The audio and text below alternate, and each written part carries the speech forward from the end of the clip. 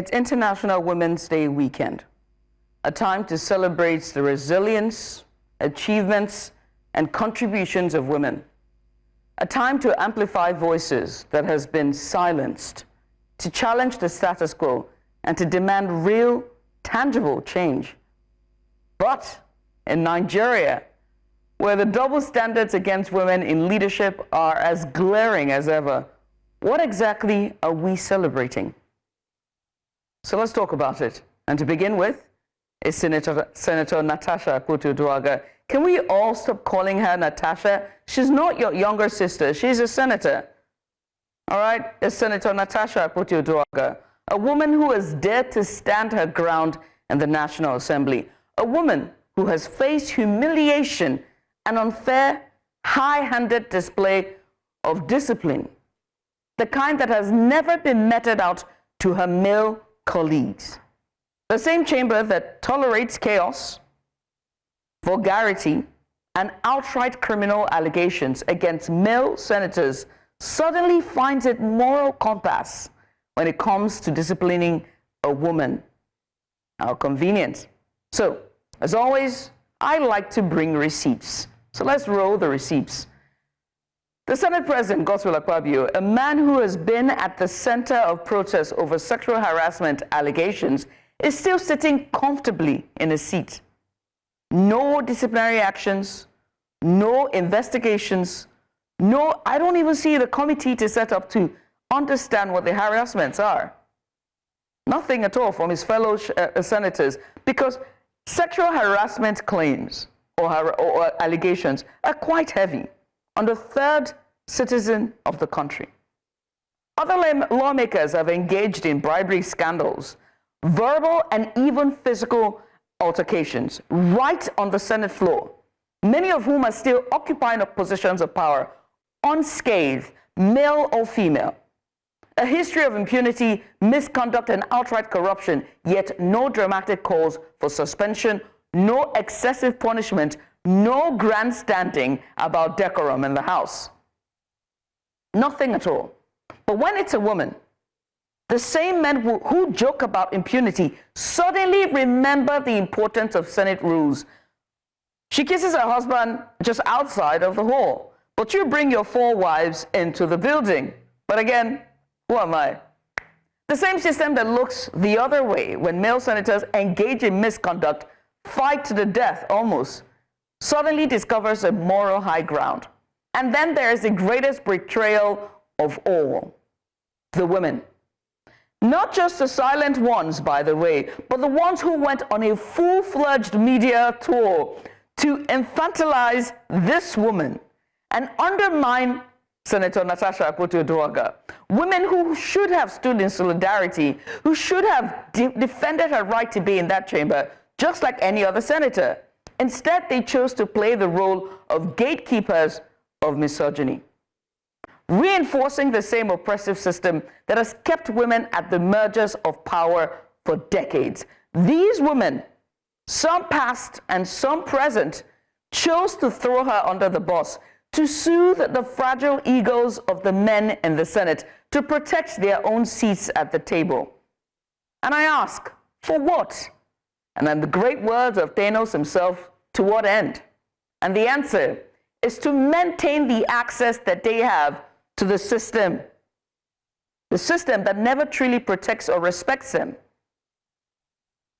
They prove to men that they are the right kind of women, the right kind, the obedient ones who wouldn't make too much noise. And let's not forget the older generation of women, the ones who have held on to power for decades, the old guards of misogyny and of the broken system, the women who had to fight for their own place in politics, but instead of breaking the cycle and sending the ladder back, they become the enforcers, Voltron, if you will. Instead of cleaning and clearing the path for younger women, they become the obstacles themselves. Instead of demanding for progress, they become the defenders, the Voltron of the status quo. So this year's IWD theme talks about accelerating action for gender equality and inclusion. But my question is always, How can we accelerate progress when the very women in power are holding the brakes? How can we talk about inclusion when the few women who make it into leadership are expected to shrink, to obey, to fall in line, and to be grateful for the crumbs of respect that men choose to throw at them at will, for that matter? So the truth is this: gender equality in Nigeria will never be achieved until the old guards are removed or forced to evolve. They have to evolve. And the truth is, it will never change. It will never happen if we keep allowing women in power to betray other women. A woman who has dared to stand her ground in the National Assembly. A woman who has faced humiliation and unfair, high-handed display of discipline, the kind that has never been meted out to her male colleagues. The same chamber that tolerates chaos, vulgarity, and outright criminal allegations against male senators suddenly finds its moral compass when it comes to disciplining a woman. How convenient. So, as always, I like to bring receipts. So let's roll the receipts. The Senate President, Godswill Akpabio, a man who has been at the center of protests over sexual harassment allegations, is still sitting comfortably in his seat. No disciplinary actions, no investigations, I don't even see the committee to set up to understand what the harassments are. Nothing at all from his fellow senators, because sexual harassment claims or allegations are quite heavy on the third citizen of the country. Other lawmakers have engaged in bribery scandals, verbal and even physical altercations right on the Senate floor, many of whom are still occupying positions of power, unscathed, male or female. A history of impunity, misconduct, and outright corruption, yet no dramatic calls for suspension, no excessive punishment, no grandstanding about decorum in the House. Nothing at all. But when it's a woman, the same men who joke about impunity suddenly remember the importance of Senate rules. She kisses her husband just outside of the hall, but you bring your 4 wives into the building. But again, who am I? The same system that looks the other way when male senators engage in misconduct, fight to the death almost, suddenly discovers a moral high ground. And then there is the greatest betrayal of all, the women. Not just the silent ones, by the way, but the ones who went on a full-fledged media tour to infantilize this woman and undermine Senator Natasha Akpoti-Oduaghan. Women who should have stood in solidarity, who should have defended her right to be in that chamber, just like any other senator. Instead, they chose to play the role of gatekeepers of misogyny, reinforcing the same oppressive system that has kept women at the mergers of power for decades. These women, some past and some present, chose to throw her under the bus, to soothe the fragile egos of the men in the Senate, to protect their own seats at the table. And I ask, for what? And in the great words of Thanos himself, to what end? And the answer is to maintain the access that they have to the system that never truly protects or respects them. They prove to men that they are the right kind of women, the right kind, the obedient ones who wouldn't make too much noise. And let's not forget the older generation of women, the ones who have held on to power for decades, the old guards of misogyny and of the broken system.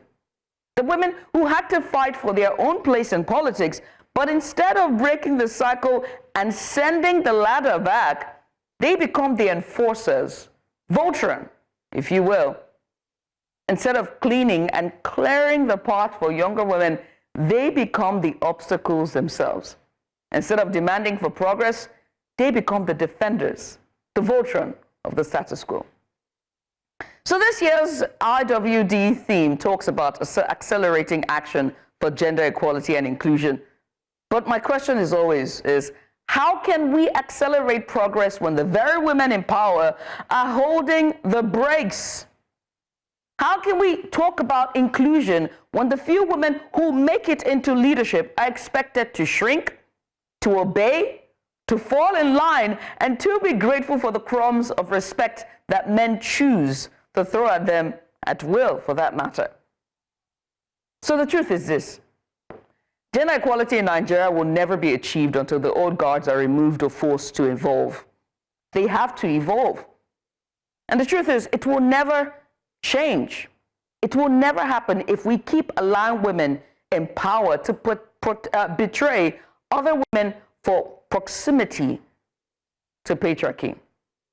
It will never happen if we keep pretending that women have equal opportunities in policies when the power they step out of line. When the moment they step out of line, the entire system moves to put them back in their place. So this International Women's Day, let's not just clap and wear purple, because I was about to wear black today. I'll tell you that for free. Let's call out the hypocrisy. Let's name the betrayal. Let's demand that women in power stand for something bigger than their own self-preservation. Good morning, Madam Itagiwa. Because if we don't, this cycle will continue for another generation. And women like Senator Natasha Akpoti-Uduaghan will always be punished for simply existing in spaces where they belong. So hopefully, this time around, we will say enough is enough.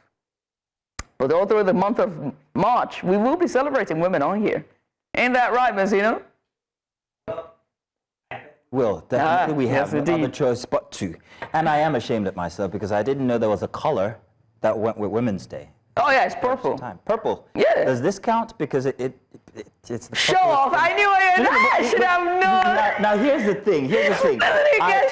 No, honestly, I did not know. I just picked it out of the wardrobe because it makes me look good. Okay, well. That's show off. Yeah, well, I mean, okay. Well, Mazzino's here, by the way, and so do I. So let's get started, shall we, on Breakfast Extra. Good morning. And you're welcome to a Saturday edition here for Breakfast Extra. Good morning, beautiful people of Lagos, Nigeria, Africa, and the world. It's going to be a power-packed lineup for you today. From the streets of Nigeria to the halls of power, we dive into the biggest stories shaping the nation. On the big report, at first, we break down the National Assembly protests rocking Abuja. On the next big story, we'll be dissecting the political tension in Rivers State and Lagos. I mean, hey, what really happens? Plus, it's International Women's Day weekend. You already knew that because the monologue was all about that this morning. On Extra Special today, we're celebrating women driving change across politics, business, and the diaspora. And, of course, we have a perspective to that effect. So buckle up. It's a show that you don't want to miss. Oh, yes, Thank you very much for joining us. We're going to be doing the papers, but Judith is here once again. And, yeah, happy Women's Day. Thank you so much. At least I would not be castigated after for not saying it to the first woman I've met this morning. So I'm not the first woman that we've met this morning. To all the ladies at News Central, happy Women's Day to you guys. We appreciate what you guys do for us every single time. I don't think any system can exist without women actually putting in their nurture and their nature. Thank you, all of you. Thank you so much on behalf of the women. We say thank you for the kind words. Now it is. I beg you. Let's get a movie, shall we? Let's please. Yeah. Let's do the papers this morning. We bring to you, first off, the Saturday Punch newspaper. Front and center for the Saturday Punch, we have this headline: Natasha's suspension. FG intervenes as female coalition threatens showdown. We're engaging parties to temper justice with mercy, says Women Affairs Minister. Kogi lawmakers' suspension unjust, undemocratic, says the coalition. That's WINBIS. Women in Business, if I'm not mistaken. Am I correct? WINBIS, yes. At the top for the Punch, Adeleke petitions EFCC alleges ex-governor Oyetola stole $20 million and 1.5 billion naira. That's a lot of money. Ekiti worshippers kick out Anglican priest over leadership style. I don't know since when man can decide economical decisions like who gets to lead or who intercesses between us and God. In this case, priests. But, priests. Interesting there. but I have a very outlandish view on religion, so let's keep it moving. I now live in regret after my boyfriend poured acid on me, says digital marketer. That's a shame. So sorry. Hidden scars, how older female relatives prey on young boys for sexual pleasure.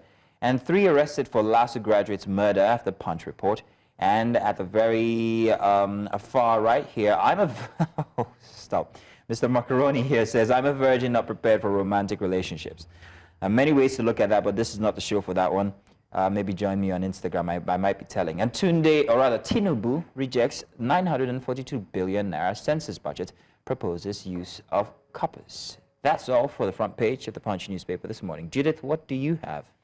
Well, our heart goes out to the family of Don Okupe at this time at the lost year. Oh, didn't I mention that? I am so sorry. It's at the top of the Punch newspaper. Tinubu governors, others pay tribute as ex-presidential spokesman Okupe dies. Yes. Indeed. Our heart goes out to their family. It's just really sad, and at this time, just to lose anyone, our heart really goes out. We'll move away from Saturday Punch to Saturday Independence. So there we go, right there on our top of the screen. And the very first one here, this picture of Senator Natasha, Senator Godswill, and I think this is the senator representing Calabar Central. That's municipal. I've forgotten his name now. He's married to Donald Duke's daughter. Whenever I see this picture, I always laugh because it's like, I mean, I take pictures of my colleagues. Doesn't mean I roll with every single one of them. I mean, whatever. Is that what they're insinuating? I have no clue what that is. What it seems like. That's what it seems like. You know what I mean? But anyway, at the top there, sexual harassment. Akpoti Oduaga's suspension smacks of desperation to cover up PDP. Akpabio can't sit as judge in a matter he's accused. Party insists. That story there's on page 6. Nigerian literary icon Mabel Shegun passes away at 95 years old. This is on page 21. This is a big one for us here in the literary space because she, one of the most popular titles that you must have known as a child or young teenager, she wrote them. Poor telecom services, rising costs threatening businesses. It goes on to say, without new tariff without improved service, a scam. No, we are not having this. When I was saying this thing. No. When I was saying this thing. Listen, can I do a PSA to these guys? Sorry. To the telcos, the arrangements, the agreement, although unsigned, was that we will pay you guys that money for better service. It's gotten worse. I don't know why, or if you guys are planning to just eject from Nigeria, but it has been terrible so far since I started paying even more for data, and I don't know what gives. You can continue now, sorry. Man, I just want to say this thing. Masino keeps saying it gets worse. I'm like, was it ever better? Because listen, the brand, that telecommunication company that is always, brimming with pride. Sorry. Your net, I don't know what you're doing. And the other one that says that has on their face, that has an expression, the antithesis of a smile, that's what your customers have. It's not a smile. Moving on. You will learn not to be too specific when your job or other job has to do with working with these people. Yeah, well, I already accepted my fate. It's an antithesis of what you say you are. I don't know what you're doing. Anyway, moving on. Sorry. A rant in the morning is very good. It's very good. It gets your blood flowing. Yeah. I love it. Anyways, continue, shall we? New impact causing significant drag on economic growth. That's telecom experts say. Many operating systems are aging, going out of scope. Alton chairman. You can find that story on page 8. School owners beg Ogun's government to intervene as students risks not writing the West African senior secondary certificate examination WASCs. And they say government should allow more time to ensure compliance. Human rights lawyer. Development in Ogun not new to WAEC, and that's from official there. You can find that story on page 18. Anambra Guba, Ganduje tasks a screening committee to prevent litigation. You can find that story on page 16 as well. RWD 2025 declare femicide a national emergency. Kappa others tell Tinubu. You can find that story on 31 as well, page 31. Tinubu, Sonwolu, Jonathan Mon Okube say he was a bold, articulate advocate for national development. That story is on page 5. For entertainment here, I swapped surgery for scripts and I have no regrets. And that's from Cynthia Clark. Well, good for you. Doesn't mean we're not going to get one. Nigeria, 3 others emerges as pilot countries for women exporters front. You can find that story on page 4. Pretty much all for Saturday Independent. Okay. Yeah. That would be all that we can take for the dailies this morning, but we do have plenty of conversation to go with the show. So let's get started on those already after this break. We'll be right back. Nigeria's National Assembly is no stranger to political drama, but the latest controversy surrounding Senate President Godswill Akpabio has escalated into a full-blown showdown.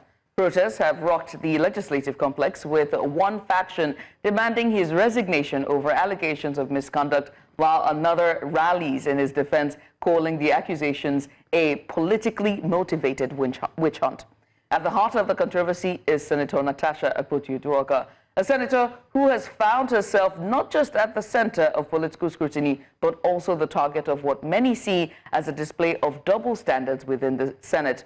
While male senators, have engaged in questionable conduct without facing similar repercussions, Senator Akpoti-Uduaghan has been met with an unusual level of discipline, raising pressing questions about gender biases, political struggles, and political maneuvering in Nigeria's upper legislative chamber.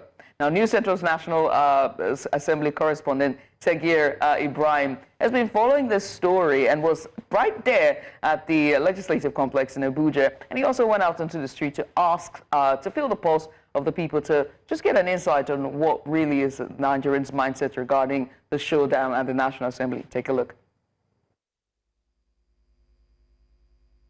Yes, to me, I think she ought to be suspended. And then I'm actually surprised that a senator should come to the public to say that at her level for sexual harassment. Her suspension, my brother, to me, it wasn't, it's right, but it wasn't the right process. Because if you are being like Natasha accused Akpabio of harassing her sexually, the right thing to do for fairness and equity is for Akpabio to step aside. The Senate should carry out proper investigation independent of Akpabio or Natasha. Then if they found out the accusations were wrong, I mean, Natasha should be punished. Every institution have a rules. When you go against the rule, you face the penalty. So that is what happened to Natasha. It does not. The problem she has is that it does not study the rules. It comes to the Senate by court injunction. It has not been it does not have orientation how senator behaves in plenary. This is not the issue that you can say this one has truth or this one has. The issue has to be investigated. So after the investigation, that's when we know our stand. But here, we don't know the truth. He is denying the fact. She's insisting on the fact that he did that thing. But I'm with the opinion for him to withdraw, maybe from his Senate president, maybe till the investigation end. First and foremost, she erred by going to the public against the Senate of Federal Republic of Nigeria. We are not talking about Akpabio now. We are talking about the red chambers. Anybody could be there tomorrow, but not for you to drag the name of the red chambers to the mud. So I mean, she got what she wanted. I mean, the suspension and no salary, withdrawal of all the aids and all that. When you are in a public office, you should be able to know that people are looking at you. Everybody sometimes the reaction to some issues is quite different. So her own reaction is just that it's not too good enough as a senator. When you look at it, both of them have mistakes, in the sense that she was having an opinion. She brought her problem. She tabled the problem in the Senate. He refused to give her the chance. She appealed more than how many times. He refused to give her the chance. And the other way around, You don't know what's caused in between them that she refused to give her the chance. She have to use that one to fight for her right. It's her right she was fighting. But in between the both of them, they should come out and say exactly what is in between both of them.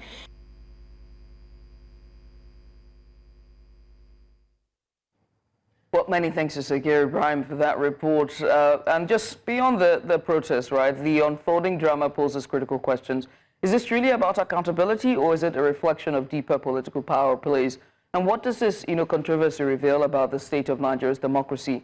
And more importantly, is there an effort to silence voices, especially female voices, who challenge the status quo? And so to do this, we're being joined by our correspondent, Sagir Ibrahim. He joins us this morning to break everything down. Well, Sagir, a very good morning to you. Morning, Sagir. Good morning, Maz. And happy International Women's Day to you today. Happy International Women's Day to thank you very much, too. I don't think it's just for women. I think men should also be celebrated on Women's Day. Happy International Women's Day. Thank you, Jim. Well, the reason... I think we should leave this conversation and have it another time. Let the women enjoy their shine. Sagir, I thought men were supposed to stick together, but it's okay. In any case, that's what we're trying to do. But then women need to be supported, especially at this time. So, Sagir, can you log off? Go. Try to be the golden boy of breakfast. I'm the golden boy. All right, Sagir, let's get down to business now. You were at the National Assembly when all of this went down. I also hear there was a protest as well. In fact, we saw that there were protests. Do you want to give us an idea of what the atmosphere was like in the different protests that erupted because of this case? Oh, surely, yes, definitely. Good morning, everyone. Thank you for having me. Thank you for being here. It's important that we get a full picture of what went down, especially, of course, for our new viewers who just joined us on GoTV. So I'll be giving an elaborate summary of what happened. So the whole drama started on the 20th of February. I think it was on a Thursday. And on that day, the seating arrangement, around the minority aisle was rearranged following the defection of two senators from the minority to the majority party. Now, the Senate president has, by the Senate rule book, the powers to rearrange seats, in the Senate, especially in situations like this, of course, without recourse to informing anybody. That was done, and a couple of seats were changed, including that of Senator Natasha Akpoti-Uduaghan. Now, when she came into the chambers, she didn't know that the sitting arrangement was already done, the sitting rearrangement, rather. And she went to her old seat and she sat. After a moment, the sergeant at arms approached her and told her, "Distinguished, you're no longer designated to sit here. Please go to the new seat that has been assigned to you by the Senate president." She was livid that she was not informed that her seat was changed to another seat. And when plenary started in earnest, the chief whip of the Senate had also raised a motion praying the Senate president to inform her to move to the new seat designated to her. Else, as per the Senate rule book, she will not be allowed to make any contributions because that is not supposed to be where she should sit to contribute from. Her seat has been changed, and as such, if she must make any contributions, she must make the contributions from her new seat. Now, of course, we saw what that escalated into. We saw the shouting match occur, and a day after that, we saw her grant an interview to one of the flagship TV stations, here in Nigeria, where she made the allegations that she made. We also saw how that also degenerated into, a court case where she sued the Senate president as well as the spokesperson to the Senate president, the special advisor on media, of course, Mfon Patrick, and how that also degenerated into the wife of the Senate president responding, coming out to defend her husband and also counter-suing Natasha Akpoti for, I think, around 250 billion. Now, we thought we had seen the last of it, of course, until we, in the next week, we went to plenary with the expectations that perhaps we would see where it would lead. And then we saw the first set of protesters approach the National Assembly gates, chanting songs of solidarity for Natasha Akpoti-Uduaghan and calling for the Senate president to step aside for an investigation, to be carried out on the matter. On that same day, we also saw, that the matter was referred to the Committee on Ethics, Privileges and Public Petitions to investigate, the whole saga and the whole scenario. In between, of course, we saw the next day after her supporters had protesters, another set of demonstrators approached the National Assembly gate to say, look, we are in support of our Senate President. Senator Natasha Akpoti-Uduaghan disrespected the Senate President, and as such, she must apologize to the Senate President and also even face a probe. We saw all of this happen. Somewhat later then, we saw, the Committee on Ethics, Privileges, and Public Petitions come out to say this is the recommendation of our report. They submitted a 6-point recommendation, including suspending her for 6 months, withdrawing all of our security details. Initially, they also wanted to withdraw the salaries and benefits of her and also of her legislative aides until Senator Ojuzo Kalu prevailed upon the Senate to exclude her legislative aides from the punishment, because in his words, he said, Senator Natasha Akpoti's legislative aides are not Senator Natasha Akpoti-Uduaghan. And then we saw, what happened after that and the last words that she had, of course. So that's basically the situation and how it's moved from a shouting match to a 6-month suspension. Now, Sagir, I'd still like you to elaborate more on exactly why the suspension was given to Senator Natasha Akpoti-Uduaghan. What are the processes that perhaps she might have gone against that led to that suspension? That's on one hand. On the other hand, many people would think it's quite evident why it shouldn't have been. But I'm trying to paint a proper picture of process here. So if you can help us out with why it seemed that a suspension was given when it comes to processes being broken. As you need to understand that when it comes to matters of the National Assembly, they have a rule book that guides their proceeding. And over the course of the last few weeks, that rule book has gained popularity. It is known as the Senate Rule Book. Now, whenever you are in plenary, lawmakers must adhere to the dictates of that rule book. That same rule book gives the Senate President the power to change seating arrangement of any senator without recourse to informing them first. Now, the Senate President, in his own magnanimity, had done that, and the Senate rule book gives him the power to do that. However, maybe Senator Natasha Akpoti-Uduaghan was not aware that he had absolute powers to do that, and he didn't have to inform her. But by and large, the shouting match happened, and it doesn't change the fact that for it to have happened the way it did, lawmakers felt disrespected, felt insulted, and felt that her actions had put the Senate in negative light in the media and in the public space. Now, this is the basis for which the chief whip called, for disciplinary measures, and also, of course, the Senate spokesman called for disciplinary measures to be taken against her. It had absolutely nothing to do, at least from their own point of view, to do with the allegation of sexual harassment. The decision that they took was based specifically on her actions in the Senate, and the punishment meted on her was also based on those actions that she took. However, I cannot tell you explicitly if there are any provisions in the Senate rule book that dictates what punishments to be meted, for what actions or what transgressions. But the Senate, of course, through the Ethics and Privileges Committee, deemed it fit through its recommendations that this, is what ought to be done. But of course, that there is also an unanswered part, of this whole debacle, because in the end, she made allegations, and up until now, those allegations have not been addressed.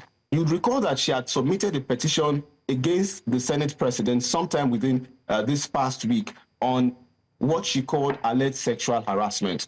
According to Rule 40 of the Senate Rule Book, as read out by the Chief Whip of the Senate during plenary, a senator cannot submit a petition involving themselves and signed by themselves. And because of that, the petition was thrown out. The next day before she was handed her suspension, she submitted another petition, this time written and signed by one of her constituents. And the Senate President referred that petition to the same Committee on Ethics, Privileges, and Public Petitions. Now, the big question is, she has been handed the suspension for 6 months. She has been told not to parade herself, either nationally or internationally, as a senator, and she has had a lot of her privileges withdrawn. But then, what happens to her allegations, and what happens to the petition that has now been referred to the Committee on Ethics, Privileges, and Public Petitions is the big questions myself and, of course, all Nigerians are waiting to see answered.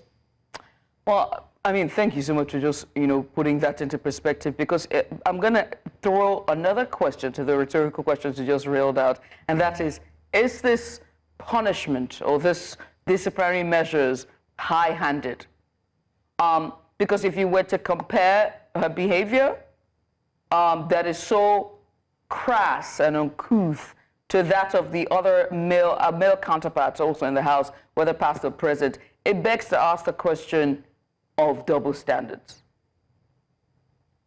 Oh, that's a great question, Judith. But the worry now is, how do we begin to address these issues when the Senate President has such absolute powers? It is at the discretion of the Senate President to either reduce, this punishment, as the case may be, or increase it. Yes, there's been questions of double standards and all of that, but in the end, the Senate will always remain the organ that would be used to checkmate itself in situations like this, because it has,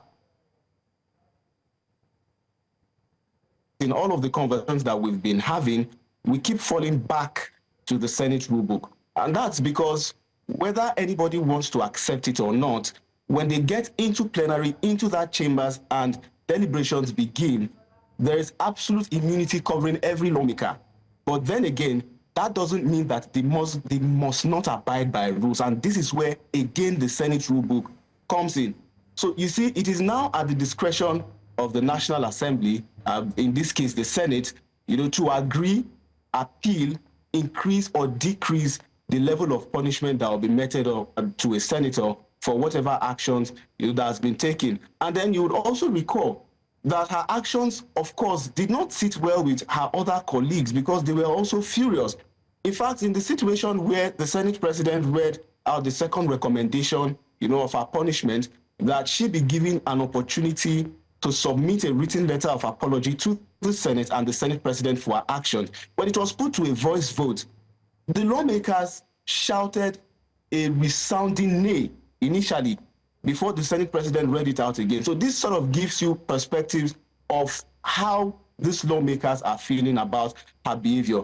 And of course, in a situation where the majority seem not to be happy with your actions, somewhat what happens in situations like that. So I would say, as unfortunate as it is, it's also sad that she couldn't curry favor from, other lawmakers who were within the chambers. But of course, it might also interest you to note that I had a conversation with a senior lawmaker as well, who had mentioned that in the beginning, he had rushed to approach her to say, Senator Akpotiuduaghan, look, I just want you to go and sit down at the designated seat. This might be, a trap. Please don't fall for it. But unfortunately, it fell on deaf ears, and now we see what the situation is. Is it a case of high-handedness? Well, I would just say the Senate, in its wisdom, has done what it thinks is the best in terms of sanctions. And we can only wait to see, how the situation develops further. Sagir, let's talk about the focus. Right now, the focus seems to be about the processes inside of the House. What she did wrong, what processes she broke, how it should have gone, and that rule book you keep talking about. However, the light seems to be shifting away from the allegations that she raised regarding the Senate President himself sexually harassing her. How much attention is being given to these allegations, especially when it comes to investigations? One of the individuals inside of the Vox Pop, which you handled from earlier, actually made note of the fact that in a proper climb, the Senate President would be asked to step down while investigations are going on. This is what should be expected in any sane society. So we're not seeing that. Instead, we're seeing punishments being read out by the Senate President to the senator who has accused the same Senate President of sexual harassment. What gives? But unfortunately, not much attention has been given to the allegations that she has raised. But then again, the matter has been referred to the Committee on Ethics once again, the petitions that she laid against the Senate President. The Senate President had given that committee 4 weeks to deliberate upon it and come up with its own recommendation. Whether the Senate President is going to step aside for an independent investigation to be carried out, that's a question that only him can answer. But however, until this 4 weeks elapses, and the Committee on Ethics charged with the responsibility of investigating this petition comes out with its recommendation. Unfortunately, at the Senate stage, we might just have to wait, to see how the whole thing plays out. But then, this is the situation as it were. The Senate, in its own wisdom, is refusing to look at the allegation. In fact, at a point, I was hearing chatter of someone saying, why is it when all of this has happened, the shouting match has been done, and investigation has commenced on her behavior, that she's raising the allegation of sexual harassment? This sort of brings into perspective, some of the ways that people are trying to process all of this. But then we need to see what happens. And of course, we have to be careful, of course, because the matter is also in court. So we would not want a situation where it becomes sub judice, when discussing matters such as this. So we can only wait to see. Unfortunately, it's going to be a long 4 weeks. But we might have to be patient to see what the outcome of that investigation is going to be before we make definite conclusions. You were out there during the protest, right? The counter-protest. Look, I just love the way we protest here in Nigeria. It's just, we need to give a masterclass on this, on protest, right? And how it's so organized, how it's garnered, and the persons that are present there. And when you when you were interacting with, the participants or the protesters, what stood out for you the most, on whether on the Akpoti team or the Akpabio team? I would say that for Senator Akpoti Uduaghan, she has followers who absolutely love and adore her. It was really inspiring to watch. Interestingly, when the protest was on, she came and we initially didn't notice, but her constituents immediately identified her convoy and started chanting and singing. This sort of gives perspectives on how Nigerians love and adore their leaders. Unfortunately, we need to ask whether the situation is the same when reversed, whether the leaders love Nigerians enough to do right by them. But that's the case that I observed. For Akpabio's team, it was also a case of leave our Senate president alone for us. He's from our place. Why are you trying to tarnish his image, tarnish his name, and drag him through the mud? And in the process, also dragging the Senate into the mud. He was governor for 8 years. He was minister for, I think, another 8 years. He served as senator initially before becoming the Senate president. So if he is a man of substance and caliber and shouldn't have such issues, at this point, tarnishing his image. So these were some of the dynamics that played out during all of the protests. But then I also want to make a passionate appeal. This is unconnected to the protest, but about the reaction. And because it's International Women's Day, I need to appeal to women.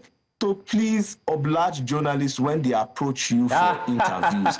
The reason why I'm saying this is because I knew the cross-section of your participants were all men. In order to get a lady to comment on this issue. At some point, I was like, woman do woman, come on. These issues are out in the public. You need to be seen to comment and react on this issue. Right. So please, our women, when you see a journalist approach you with a mic, please oblige them. And you make a very solid, the appeal is solid because, again, and I think it has to do, it's rooted in patriarchy. It's also rooted in the fact that women are tired, but also the fact that the older generation of women, right, the ones before me and the ones two ahead, which is my mother's generation, I think they have accepted the status quo, and unconsciously they guide that status quo, I think. That's the only way I can answer. Sage, I want to say thank you very much for joining us. I'd like to say that that was very articulately thought out, your explanation of everything that happened at the House. Thank you very much, Sage. And of course, I sent you a message. Thank you very much. And that's why it's the National Assembly correspondent. Thanks for doing this. You are not getting a cake on Men's Day. Sure, I'm not giving you a cake on Men's Day. I'm going to get you a cake, and I'm going to get you flowers. No problem. All right, Sage. Thank you very much. Interesting one there. Now, we're going to go jump right into our first big story for today, the political landscape in Rivers State. Now, it has taken a dramatic turn, with tensions escalating between Governor Siminalayi Fubara's administration and the state's House of Assembly. Now, what started as a disagreement has now spiraled into a full-blown power struggle, whether you like it or not. That's what it's called. Sorry. Bless you, Judith. With ultimatums and rejections and even threats of arrests being thrown in the mix. Now, at the center of this storm is the question of authority. Who really holds the power in Rivers State? The assembly, led by Speaker Amaewhule-led, has flexed its legislative muscles by rejecting the governor's, the commissioner's nominees, and also asking that he represent the state budget, which had been presented from before. He was given a 48-hour ultimatum, which elapsed, and then given a further 72 hours, which will elapse on Monday. What exactly is happening inside of Rivers State? The executive has pushed back, declaring that it's not going to bow to the assembly's ultimatum. But in the fight, is it purely about governance, or are there deeper political and personal rivalries at play here? So beyond the legislative-executive showdown, there are rising concerns about security as well, with reports of factional loyalties and groups like the so-called Crick Boys, I beg your pardon, being drawn into the crisis. And with the stakes so high, the people of Rivers State are left in a state of uncertainty. So will governance grind to a halt? Could this crisis spill into the streets or the courts?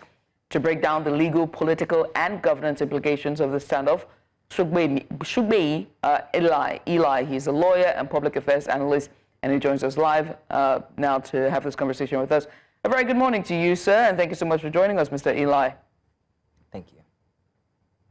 Good morning. Pleasure to be here, as always. It's great to have you.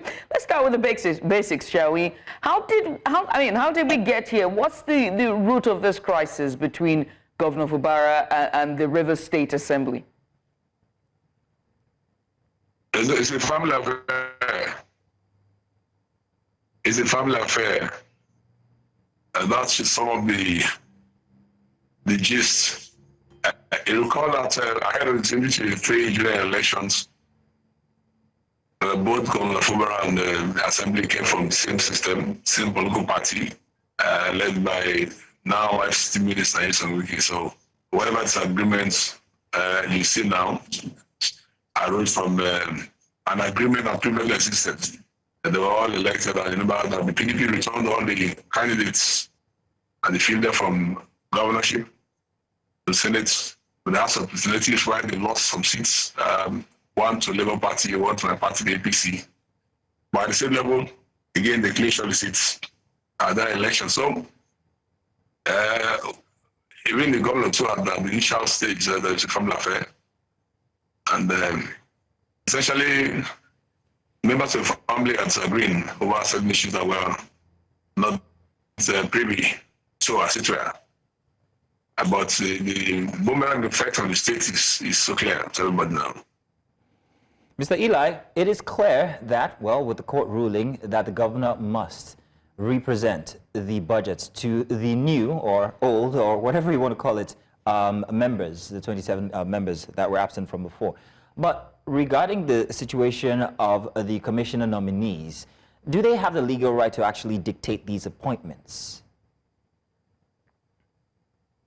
Well, from the constitutional perspective, it goes without saying that a House of Assembly of the State, created under Section 90 of the Constitution, is the clearing house for certain appointments made by the executive arm of government, in this case, led by the governor of the state. There are appointments that the governor can make on his own without recourse to the House, appointments such as special advisors and certain leaders of certain agencies of government. But when it comes to members of the State Executive Council, they serve as civil commissioners. They must be submitted to the Assembly for what they want to call screening of elect ratification before they are appointable. But in a normal situation, we would have said that those commissioners were passed through the same holy grail while the crisis was on. Those members were sitting with no defect had already cleared them. But this is what was essentially a power play. Those who now have a judicial imprimatur happens to be in the majority and let the matter. So it is naturally expected that they will flex muscles. They want to extract the part of the flesh. So what you see going on now, asking for a representation is simply this. Ordinarily, the man has the power to hire, has the power to fire. The governor would have been the one that would ordinarily dissolve his cabinet who would have to leave. But what you're seeing now is the force the governor to the table and the asking to represent his commissioners for screening. That's all now. I said they have a judicial implement, so the Supreme Court has given a verdict that is on the side. So naturally expect that they want to flex muscles to bring the governor down to the level where they are in charge, as it were. I mean, beyond the political tensions, there are also threats of arrest against RISIAC's officials regarding the local government elections. What's your take on that? Well, Parliament has the power of arrest. It's in the Constitution again. I'd like to say that. However, at this stage, the question is, what are the issues? What are the issues? I read through the media as well. I follow events here that RISIAC had published another notice for another election, and the Assembly had invited the chair of the commission, the chair of the High Court Judge of Rivers State, Justice Nimbeli, to appear before the House. Whether or not they appeared is not in the public domain. They have not appeared, so there could be a transfer arrest. If this is targeted at foiling elections, we do not know where to see. But whether or not the Assembly has the power to invite an appointee of the executive arm of government, in this case the commission, also including the Constitution, yes, they can. And it deals on the officers invited to appear. But I say, when it becomes a politics, it seems abnormal. And irregular syndrome.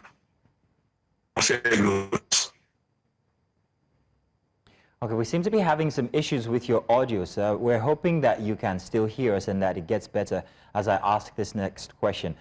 Over the many instances that have transpired in the past 1 year, we have seen heavily mentioned the name of the FCT Minister, Nyesom Wike.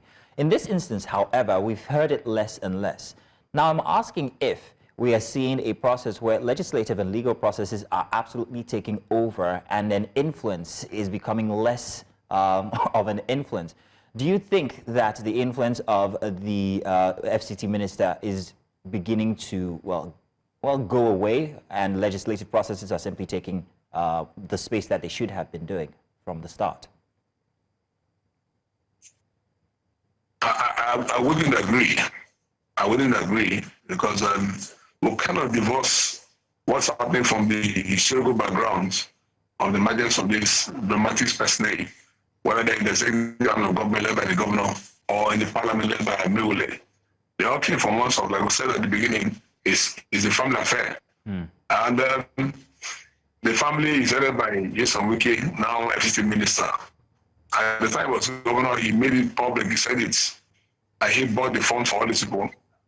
Whether or not that's in terms of the Electoral Act, the answer is no. But he did it. So as speak here, shortly after the Supreme Court judgment, of course, he was also seen in public speaking, and he said that some of these activities of the assemblymen that were not, that didn't affect our working with the governor at the time, led by Okojengo, I amended to impeachable offenses. That's the word.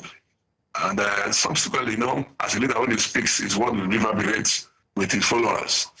And we're seeing the assembly take on that role shortly after the Supreme Court judgment came, as it had been fired up. But what to do, as people supposed to appeal for people that have the high interest of the state at heart. Politics is important, yes, we agree. But what's more important is your state and even though all of us have one varied interests different times, what we do as a point as a statesman is to call for circumspection. And you could have to strike, you may want to strike because of damage that could result from your maximum powers. But not influences winning. It's not there for it's not winning. Mr. Amaewhule-led, we are having issues with technical issues with the sound. We're going to have to call it a day here on this conversation. My apologies, but your last input there, or your last submission there, was not clear.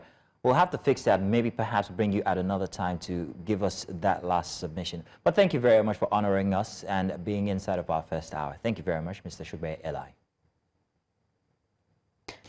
Now, do stay tuned. We're going to bring you the news, and after, more discussions inside of Breakfast Extra.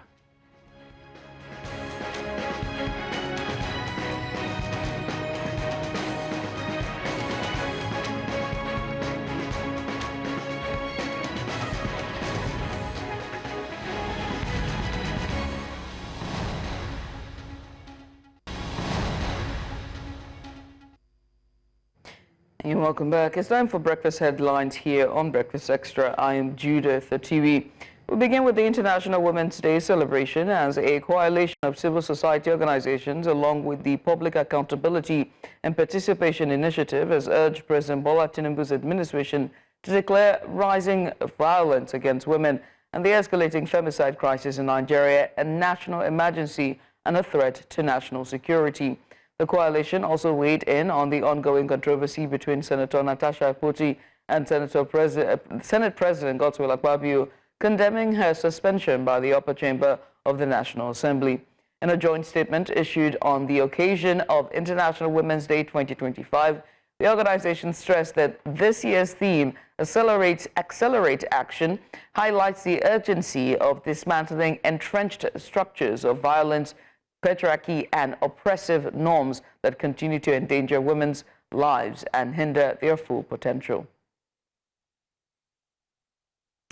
Meanwhile, the First Lady, Oluremi Tinubu, has called on women to uplift and empower one another in the collective pursuit of gender equality and progress.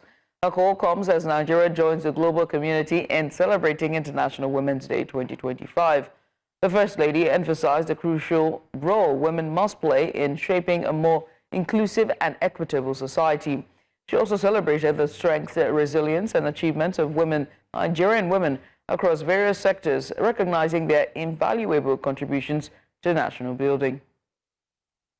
In the same vein, the President of Nigeria's Senate, Godswill Akpabio, has reaffirmed his commitment to championing women's rights in the country, vowing to remain a fierce advocate for gender equality until the day he dies.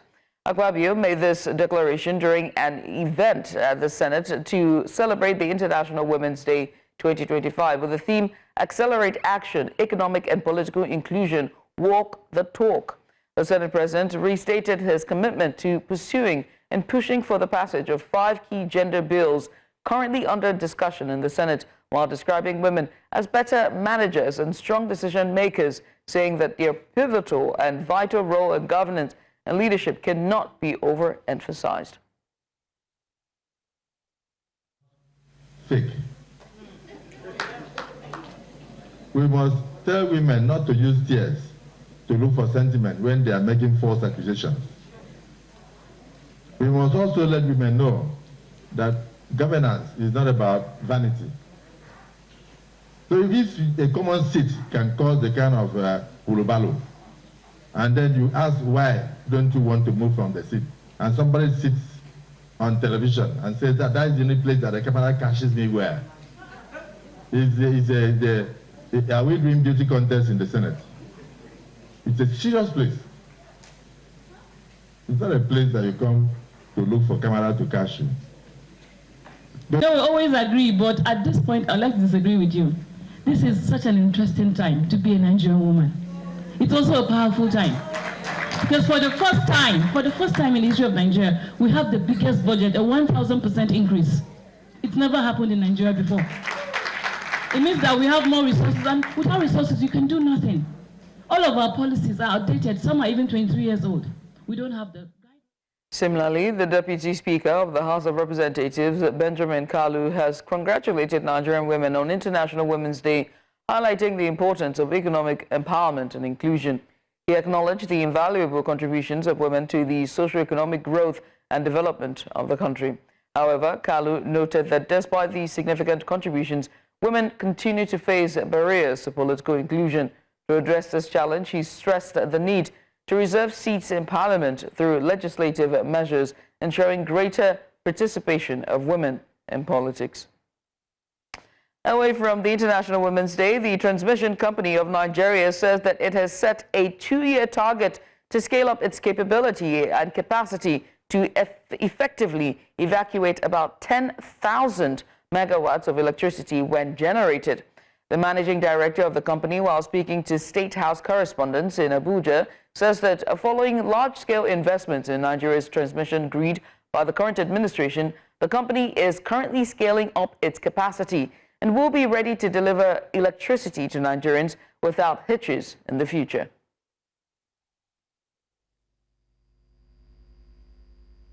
With the numerous TCN transmission projects completed in the last 2 years and new ones currently going on, as well as the 8,500 megawatts current evacuation capacity of the company, I can confidently state that in less than 2 years from now, the Transmission Company of Nigeria will conveniently evacuate 10,000 megawatts generated power. We have capacity of 8,500 as of today. By the end of next year, our capacity will reach 10,000 megawatts. And now to security. Nigeria's Chief of Defense Staff, Christopher Musa, has reaffirmed military commitment to Burkina Faso, Mali, and Niger despite their withdrawal from ECOWAS. The defense chief stated this in Abuja while receiving a delegation from the Sahelian think tank and Alliance de Sahel, led by counter-terrorism expert Aliyu Gebi. The visit, according to the defense chief, is part of the think tank's efforts to study Nigeria's non-kinetic approach to counter-terrorism and the success of the nation's Operation Safe Corridor. General Musa noted that insecurity challenges in the Sahel directly impacts Nigeria and called for regional collaboration to combat terrorism. Members of the Sahelian delegation threw their weight behind the defense chief, saying that there is a need for a united front against insecurity. For some times now, we have engaged into informal boutiques with the support of some partners to share the experiences of the Lake Chad Basin and the Sahel region in the fight against terrorism. It is known to all that terrorism cannot be fought without harmonization of efforts. That is why during our previous meetings, it proposed us a non-kinetic approach that has been applied in Nigeria and which has produced successes. With the idea of coming to see on the ground how this success has been achieved. It became clear the need for us to understand what each other is doing so that we can face the same adversary the same way. It was jointly concluded, as led by General Simpore, for the need for us to have another follow-up discussion, at which point it was decided conclusively by all the delegates that there is a need for a lessons learning visit to Nigeria with a wider team. The kinetic and the non-kinetic must go hand in hand, but the kinetic only provides 30% of the solution. The non-kinetic is basic. We must be able to have good governance within our countries, fairness, justice, equity. Last year, I had the privilege of visiting Niger Republic, and I met with the Chief of Defense Staff. We were warmly received. Now we want to extend such to Burkina Faso, to Mali, all to show unity, that we need each other for us to succeed. And I'm glad that they were here, and this shows that we are one body, we are one family, and we will continue to work together. You're welcome back again. Now, we're still in the corridors of power, only this time in Lagos, where we have once again witnessed a spectacle of political resilience, strategic maneuvering, and institutional compromise. Now, the dramatic return of Lagos State House of Assembly Speaker Mudashiru Obasa has sent shockwaves through the political landscape, reigniting debates over the rule of law, legislative independence, and of course also the entrenched power structures that actually shape governance in Nigeria's commercial capital. Now, just weeks ago, the Lagos Assembly was embroiled in intense turmoil, with Obasa's leadership under severe scrutiny and his political survival, well, hanging by the thread, let's put it so.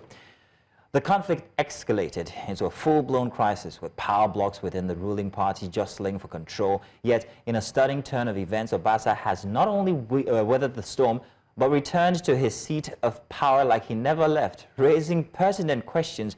What due process followed, or was this a calculated political maneuver? What does this reinstatement say about the balance of power within Lagos politics? And so, more importantly, what are the long-term implications for governance, democracy, and accountability? And so to dissect this issue from legal, political, and governance perspectives, we're joined, first of all, by he is the former Labour Party 2020 Lagos State governorship candidate, and it's none other than Mr. Gbadebo Rhodes Vivo, and he joins us live in the studio.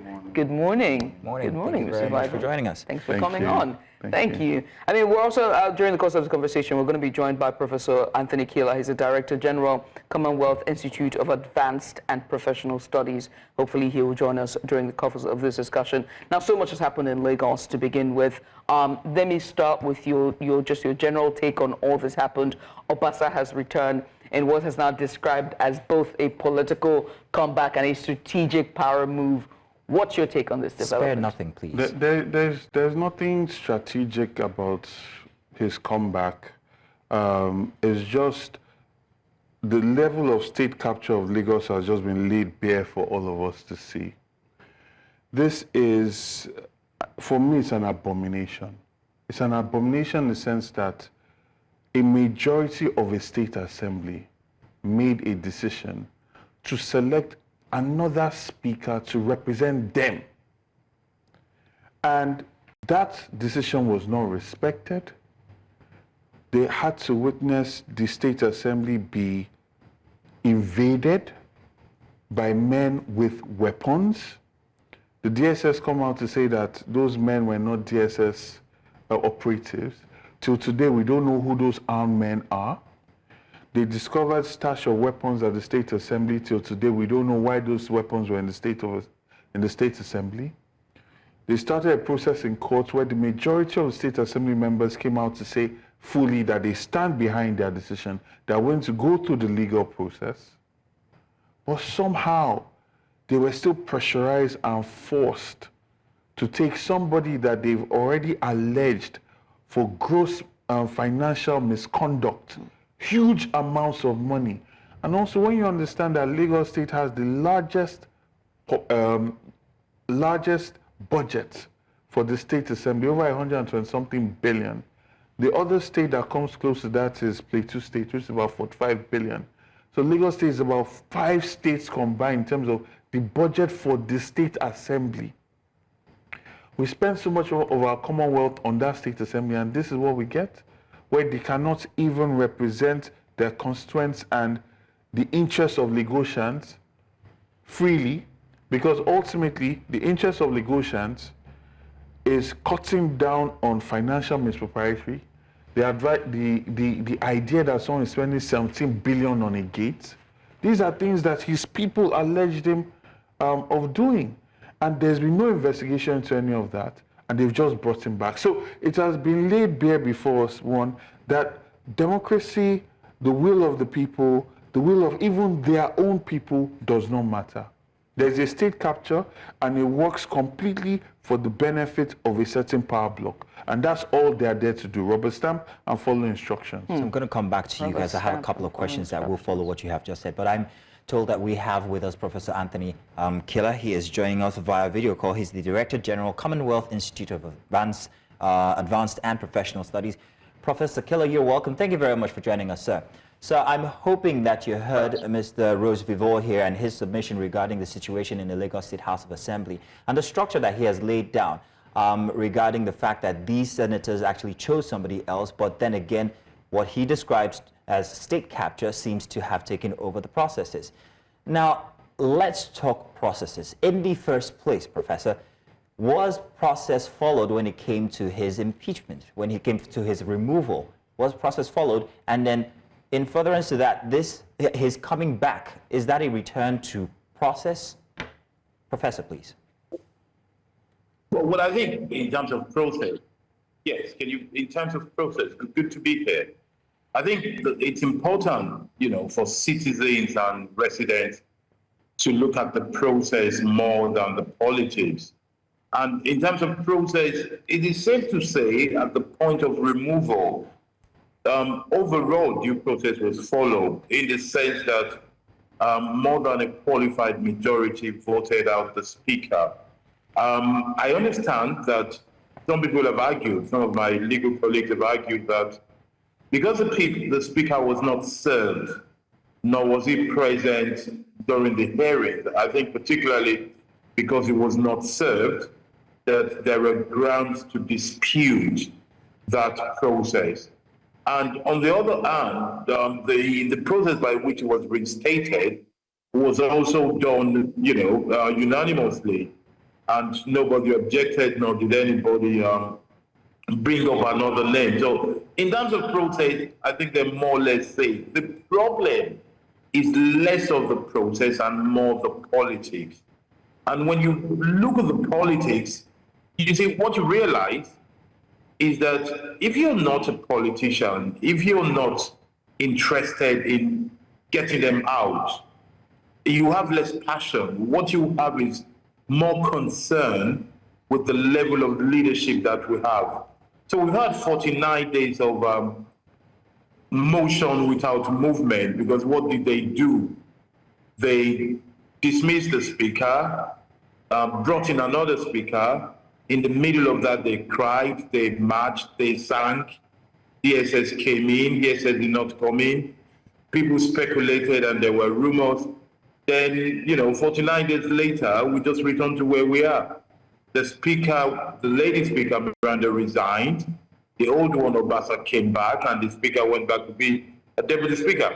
I list it out to say that they did everything and nothing. This is just an infighting between groups. What I would accuse them for are two things. Number one is the clumsiness with which they manage this thing in front of people. They look like those spouses or family members that call themselves names in public or go to social media to post something about themselves. The other side, though, which is very important, is to test the fiber of these people we call honorable.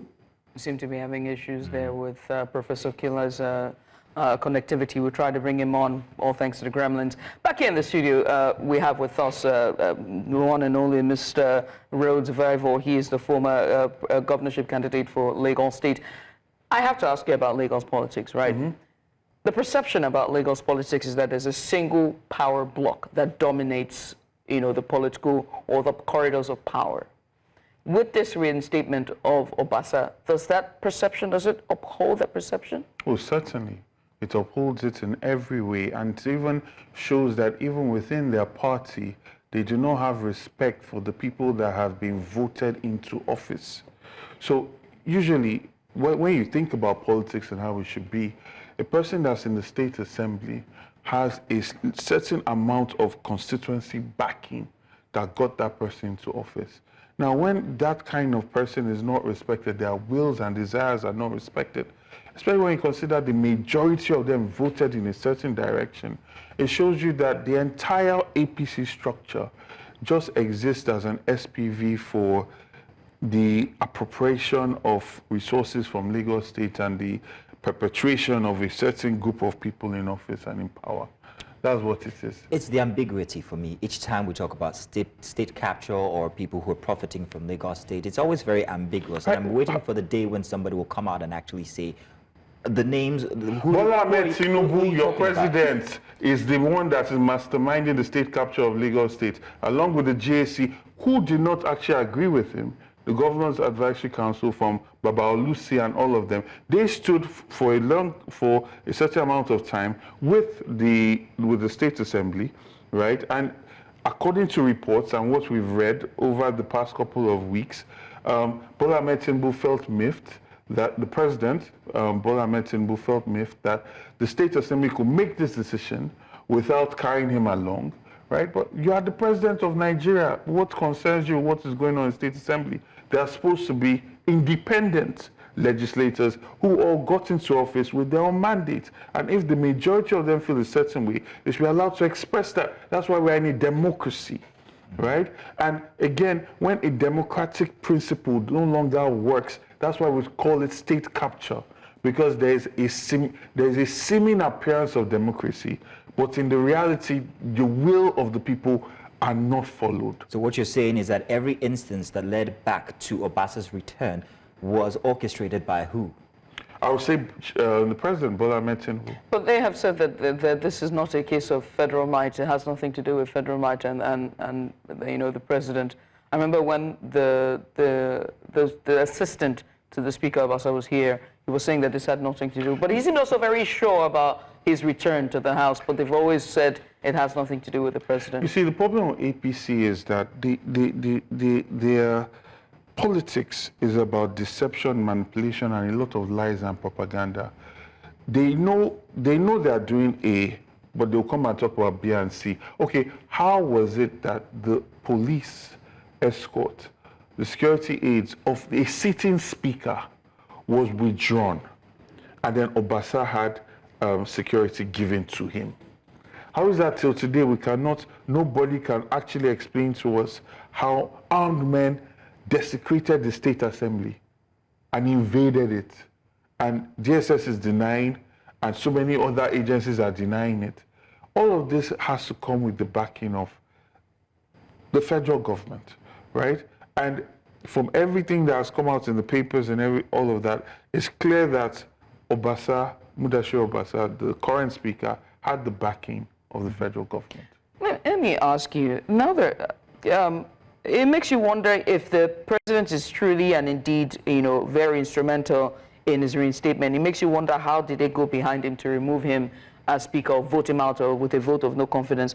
But most importantly is, you have talked about the state capture, that it's not really democracy, but it's more of a power block that dominates Lagos State, and it has a strong cloud on it. So, with that being noted, you are opposition. You ran for office in 2023. We have seen John Doe, who was also your opponent as well during the running, has now exited PDP. What is the future like for democracy and governance in Lagos?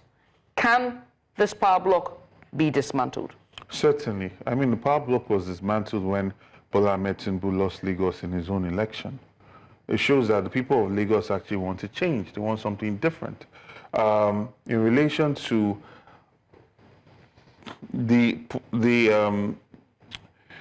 when they extended the time for the governorship election, obviously they took time to make plans for violence and intimidation and all of that. And genuinely, we believe that electronic votes will be transmitted. So obviously, we have learned from all those mistakes. So we are at this point preparing for the worst, hoping for the best. And I would have to say that since I've gotten into politics, there's been no point where politics in Lagos has been this electric. You know, you have opposition that is not just going quiet and going to sleep and then coming back 6 months to election. You are saying, I'm on TV, people, Funsho Duarte is on TV, people are talking, people are putting out opposition stances and taking positions and showing Lagosians that, you know, there's an option. There are is it strong enough? Is it enough? Is it strong enough? You know, when you think about strong enough, I think that at the end of the day, Lagosians just need to see a light bearer, right? That's what they need to see. They need to see people that have not lost hope.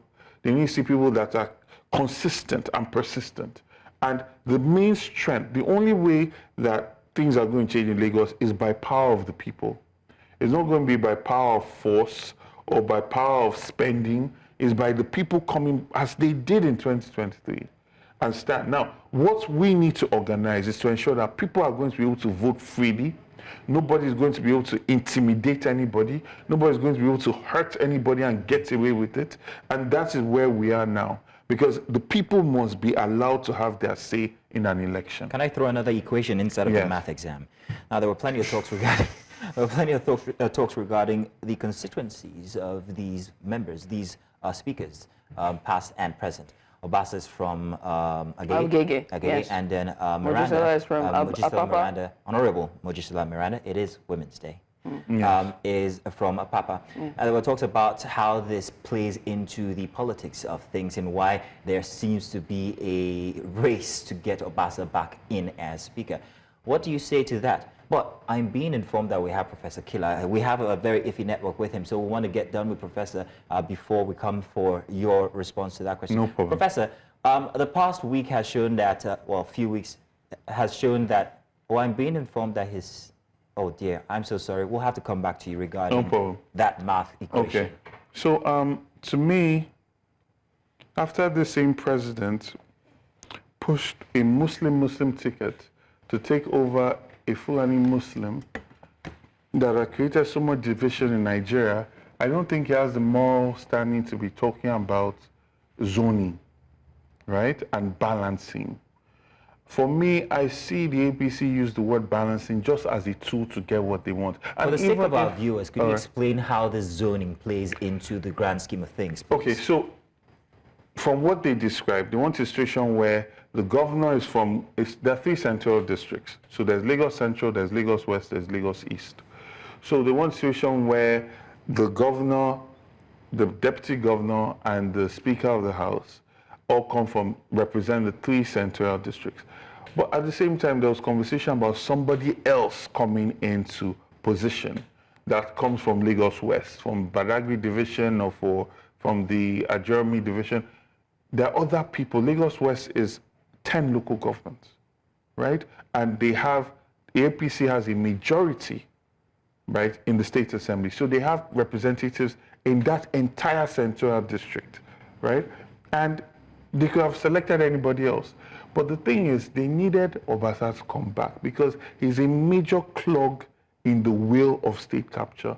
He's a major clog for them. So the whole... Is this by virtue of the size of his constituency? No, what is the size of his constituency? Alimosho is way bigger. Alimosho is the biggest local government by population. It's not about the size. There's so many other local governments that...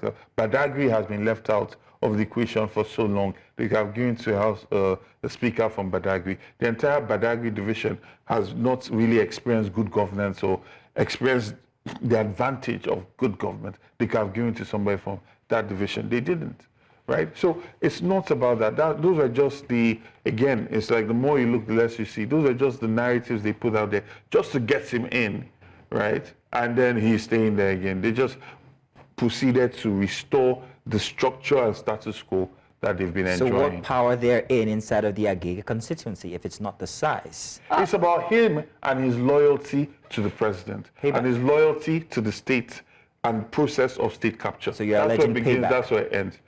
State capture, yeah, that's what it is. It's a mechanism to allow for government to continue to perpetuate themselves and get the benefits of the state for themselves.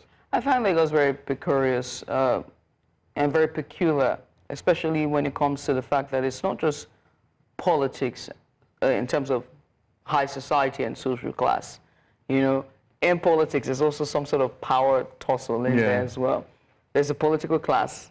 There's also the lineage, or in your case, that happened, you know, Isaiah, son of the soil, and you had to go as far as tracing back your descendants to say that you're actually one of the first families in Lagos, but also the royal class as well. Yes. Is that the case with Honorable Mojisola Miranda? Yes, and that's why on this particular issue is a very painful one for Lagosians like myself, Lagosians, indigenous Lagosians, because one, this is the first time we're having a female speaker in Lagos State. And we're talking about balancing. We don't have, the deputy is not a female. Having a female, especially on International Women's Day, something to talk about, we should have representation of a female in position in office in Lagos State. That's the first thing. Secondly, this is a woman whose lineage literally, these were people that own the lands all of Lagos Central, right? She's a royal descendant of Lagos State. She's a daughter of Lagos.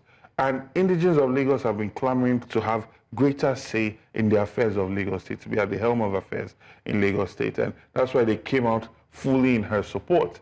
Unfortunately, again, that has been pushed aside. And I feel that this has also rallied a lot of indigenous families and people of Lagos to start to understand that, you know what, they need to start taking a firmer stand in Lagos State. The politics of Lagos is, let's circle back to it. You ran for 2023 alongside yourself, Doherty, Jandor, and then the current governor, Babajide Sanwo-Olu. I would never forget his comments when he was saying that, he was saying something, I think he was granting a radio interview, one of the radio stations, and said that you needed more to be a governor of Lagos State. But Jandor has exited PDP, right? As we gear towards 2027, 2 years down the line, it starts now. Jandor has exited PDP.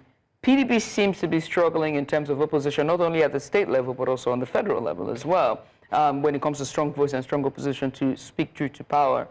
You were formerly a member of PDP before exiting and then going to Labour Party. Towards 2027, is there a likelihood of you switching camps? Are you going to PDP? Would you still be with Labour Party? Is this move calculated for the PDP? Do they have a strong backing, or ahead of 2027? I think the PDP finds itself in a very peculiar dilemma, especially at the national level. I think this is clear for everybody to see. I think that to win the next elections, there has to be a coming together of the majority of political parties and a collaboration that's going to happen. And those conversations are currently ongoing. I think that what most politicians need to focus on doing right now is building up their base, looking at what happened at the last election and start correcting for those mistakes, right? And we need to be highly organized, because the people that we're dealing with are highly organized. So are you talking about a coalition? Are you talking about parties coming together, or parties exiting parties to go to stronger parties? Or No. The coalition. The coalition. Yes, I think that if you are in a strong party, I'm in a strong party. Labour Party did fantastically well in Lagos State. Our ESCOs, our chairperson were fantastic. You don't see them going quiet. They're still up front. They're still, doing what they're supposed to do. And that is something that's very admirable, because that's not been seen in Lagos politics for a very long time. So for us, we're in conversations with many other parties to see how we can come together towards 2027. And do you think that's a solution in dismantling the current status quo in terms of the power block? Because I ask because the APC is a metamorphosis of what it continued to evolve, right?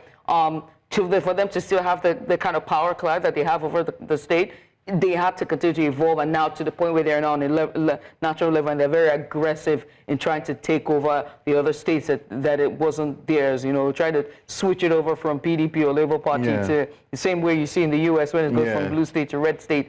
Do you see this, with this speaking to other parties, is there going to be a merger of some sort? Would Labour Party metamorphose and you see others, other factions of different political parties come together, and maybe a name change?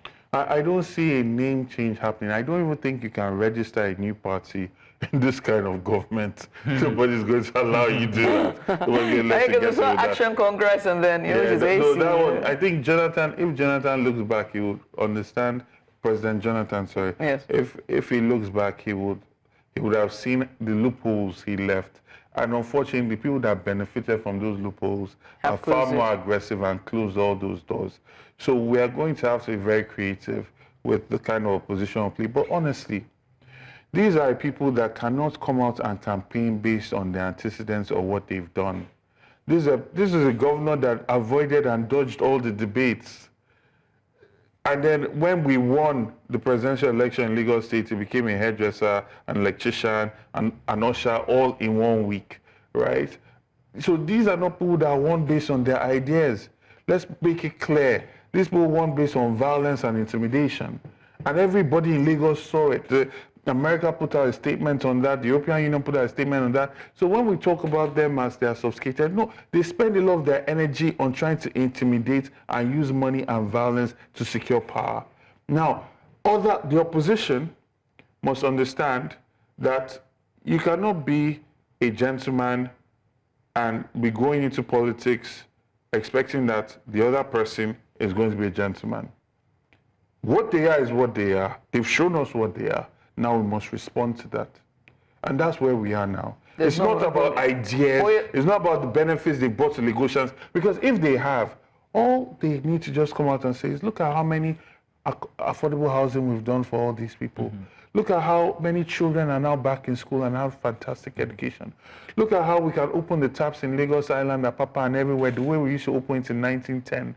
And we could just drink water and nobody has to sink boreholes. Look at how our water corporation is working. They've had the opportunity for two decades, 20 years, to build up such amazing performance, and they cannot use the excuse that there is no money. Lagos State has the most money in Nigeria. Let me piggyback off of what you both have just been discussing. Regarding the fact that there doesn't seem to be a strong opposition for the APC, and the other parties are either witnessing people stepping out, or you're calling for a coalition to make them stronger. Is this the right time? Especially noting that from the events of the past 2 weeks, we've noticed the fissures inside of the APC, that the House is eating itself from the inside out, it would seem, where you have legislators who are opposing the speaker and calling for another one, yet being thwarted and saying, hey, no, you get this one, this is what you get because you didn't follow due process, everything being considered. What's happening inside of the APC regarding the divisions, and is this the opportune time for any other party, maybe not the PDP, maybe a coalition, to actually take advantage and take advantage generally? Let's focus on the APC and the divisions therein. You see, divisions will always happen in any power structure where the person that's holding that rope pulls too tightly. Because at a certain point, people have grown. They want to be able to express themselves. It's like even a parent. If you have a child that's growing up, you can tell a child, sit down, go to your room. But the child becomes a teenager. The child also wants to express themselves.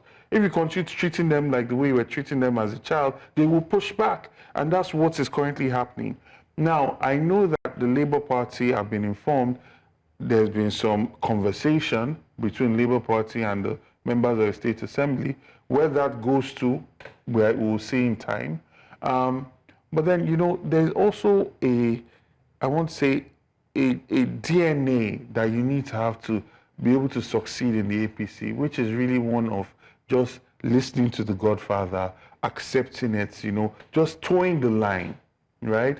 And that's why, to be fair, no matter how much you want to criticize State Assembly, it took a lot of courage for them to be able to take this decision, because it goes against the nature of the APC, which is one of servitude, and you just agree to what is said from the top.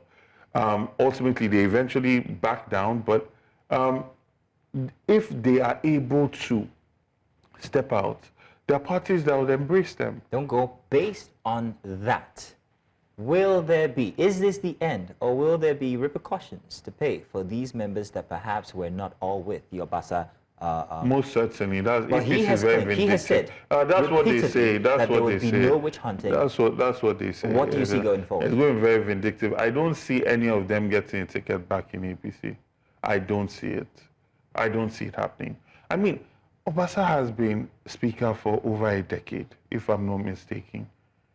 If his people say he has not managed them properly and they voted against him, what would they have cost the presidency to just say, okay, we accept. Okay, let's find somebody else that can also fit that mold? Well, it shouldn't have cost anything. But now you're going against the majority of the State Assembly's wish to prove and express your power.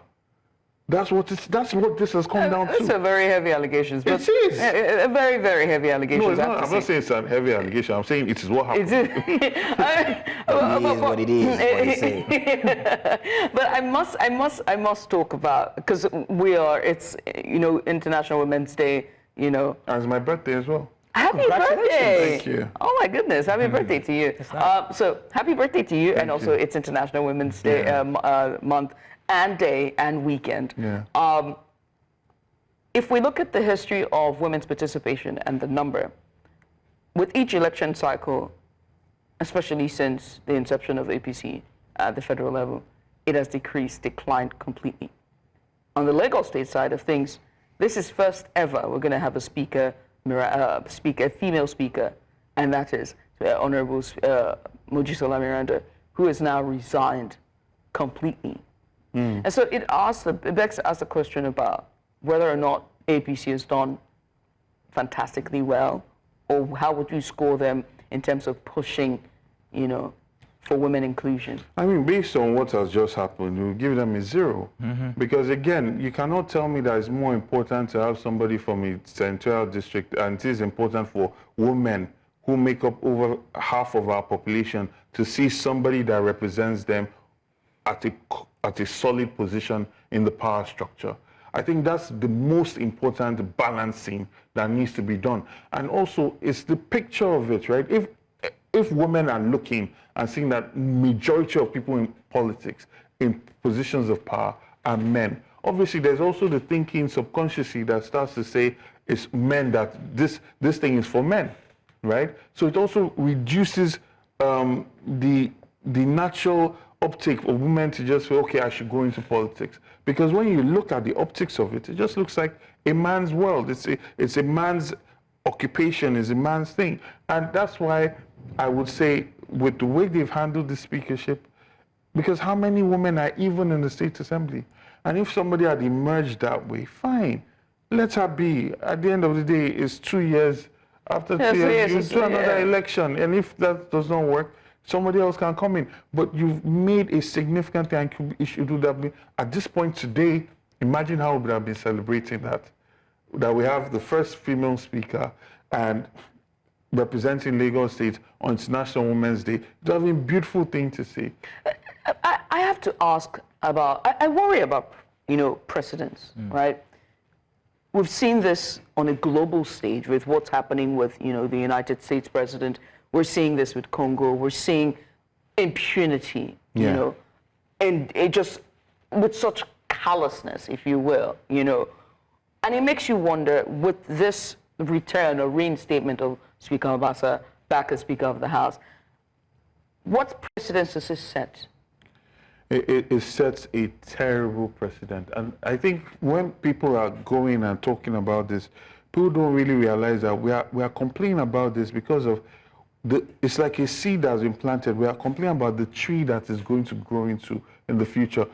This first attack on democracy started with the elections, right? In recent times, with the elections where a huge amount of people wanted to vote, they were denied of their ability to vote, they were hurt, they were wounded, they were beaten, some people died, right? In the same Lagos State. Now, people would clap for it because it benefited them, right? It did not affect them. They gained from it. But you see, the idea of violence and that kind of behavior is eventually it will get to you, because you're now normalizing a certain means of taking power. So that means that anytime that same group of people want to take power, because they got away with it with the electorate, they will get away with it with you. And that is, the chicken literally came home to roost with their own State Assembly members, where you would think that you are called an honorable for a reason, that you would be respected, that you sit in the State Assembly, and over 36 of you voted to choose the person that will represent you. And somebody came and said, no, your vote does not matter. We will use force, we will use our intimidation, and we will get what we want. And this normalization of violence, because the power should be gotten from two ways. Either we know that we are fighting a war, and we are using the barrel of a gun to get power, or we are using a ballot box. The issue now is they're now creating this middle one, where it's like an appearance of democracy, but backed by force and intimidation. And we need to get away from that, because slowly we're going back. We can potentially become a banana republic, where it's about who is stronger, who has more violence, which is what has been happening, that will be able to take power. And that will affect everybody. Very interesting literary, what's it called? How do you call it? Necklace? I don't know. The barrel of the gun versus the ballot. Yeah. Oh, is it metaphors? There's a metaphor, exactly. Yeah. There was another one he said from before. I can't remember what it was, but it's very. Oh, the chicken coming home. Yeah. In a sense, you're saying, okay, this is what you designed, and so you beget it. You must be ready that's for that's what the State Assembly members according witnessed. to you, of course. No, even forget according to me. We saw the armed men come to the State Assembly. I'm sure that the State Assembly, when they were making that vote, they would never have imagined that this would be the reaction. These are not children. Each of them represents hundreds of thousands of human beings. And sorry to cut you. As you're saying that, it just reminds me that the House of Assembly, whether state or federal, should be autonomous. Yes, that's what they're supposed to be. They're supposed to be check and balance to the governor. So to check on what you're saying now, you're telling us that come the next cycle, the majority of the senators who we see that oppose the Obasa now would not get a second seat, would not get another seat. So if that happens, then you're absolutely correct. The Nigerians should take note of that. If Nigerians have to wait for that to happen, then they are not ready. They are not yet serious people. And I believe Nigerians from the last election, at least in Lagos State, and in Nigeria as a whole, showed a certain level of seriousness and desire for a positive change. What I'm saying is looking at the antecedents of the current president, the political party, they are not a forgiving group of people. They are exceptionally vindictive. You look at the way the situation of El-Rufai played out with President Tinubu, and you notice that there was a time where El-Rufai would come to Lagos and say people should get together and vote out their emperor and all that. But then he then went and was one of the major polls that got the northern governors to all come together and get behind Bola Ahmed Tinubu. But then we see what then happened later on. There are many, many examples of this. If they happen to do what they say they will do, okay. But I think with this show of shame, Lagosians should start to desire a state assembly that is independent and whose sole focus is their interest, not the interest of sustaining state capture. I think the time has come for that. I think that's a good note to end this. Yeah. Thank you very much. Thank you so much for coming through always. Thank you so much. And we're looking forward to see whether these predictions would follow through, as you have said, in these well, he's wearing all white. problem of Lagos. He's wearing all white, so that's prophecy. Yeah, he's clairvoyant. You know, you're clair and voyant, clairvoyant. There we go. Thank you.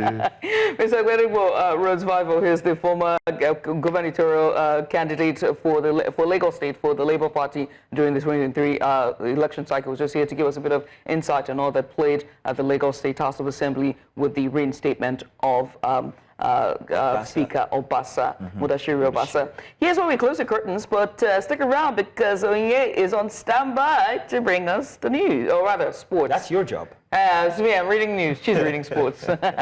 Stay with us.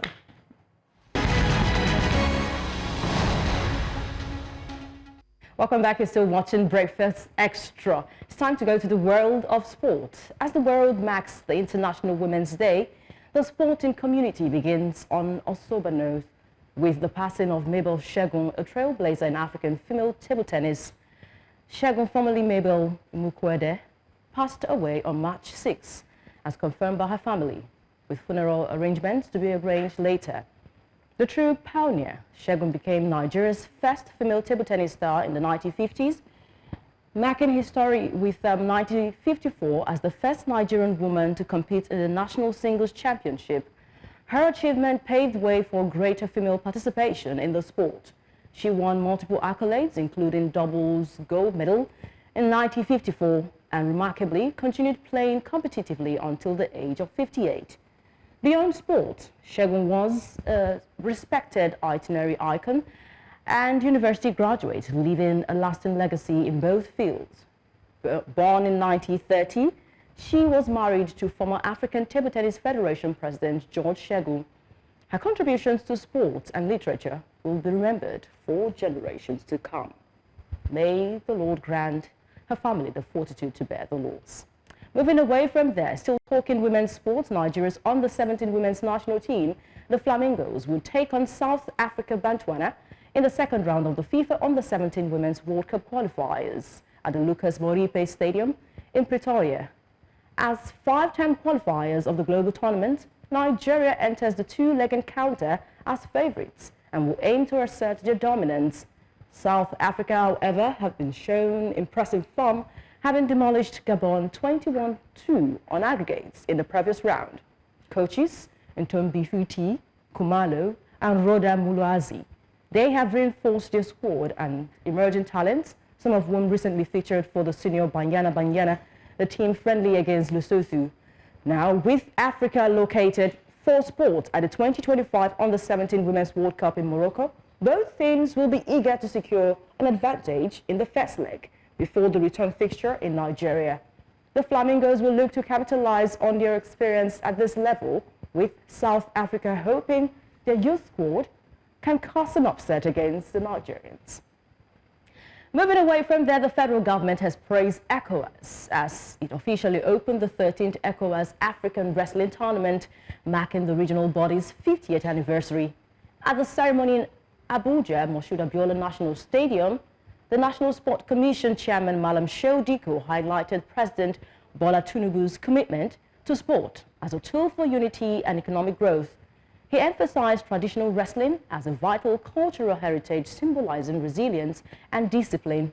Director General Bukola Olopade reaffirmed the President's dedication to regional solidarity through sport.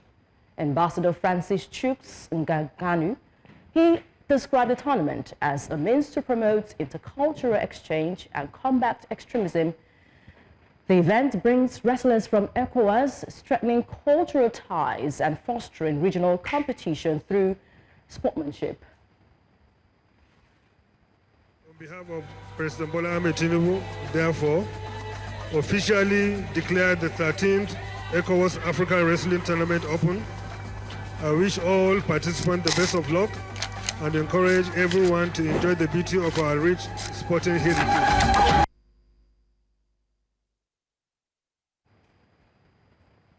And that is in the world of sport. I am Onyinyechi Obaro. Back to you, Maxino and Judith.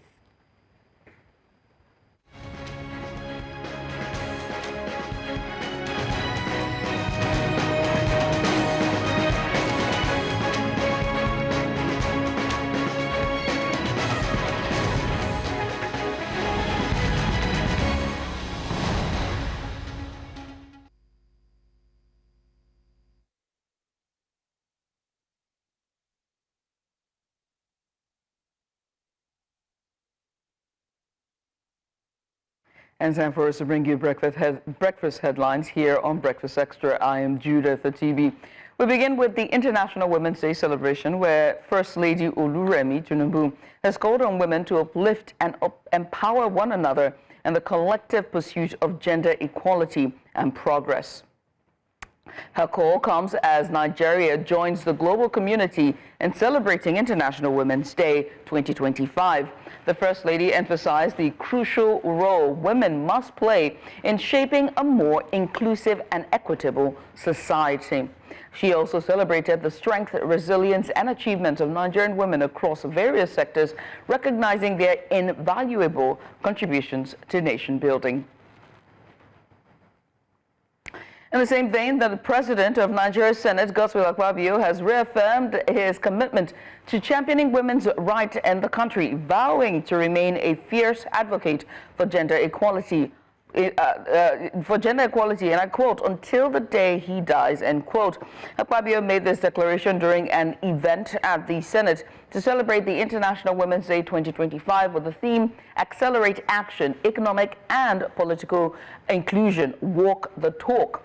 The Senate President restated his commitment to pushing for the passage of 5 key gender bills currently under discussion in the Senate, while describing women as better managers and stronger decision makers, saying that their vital role in governance and leadership cannot be overemphasized.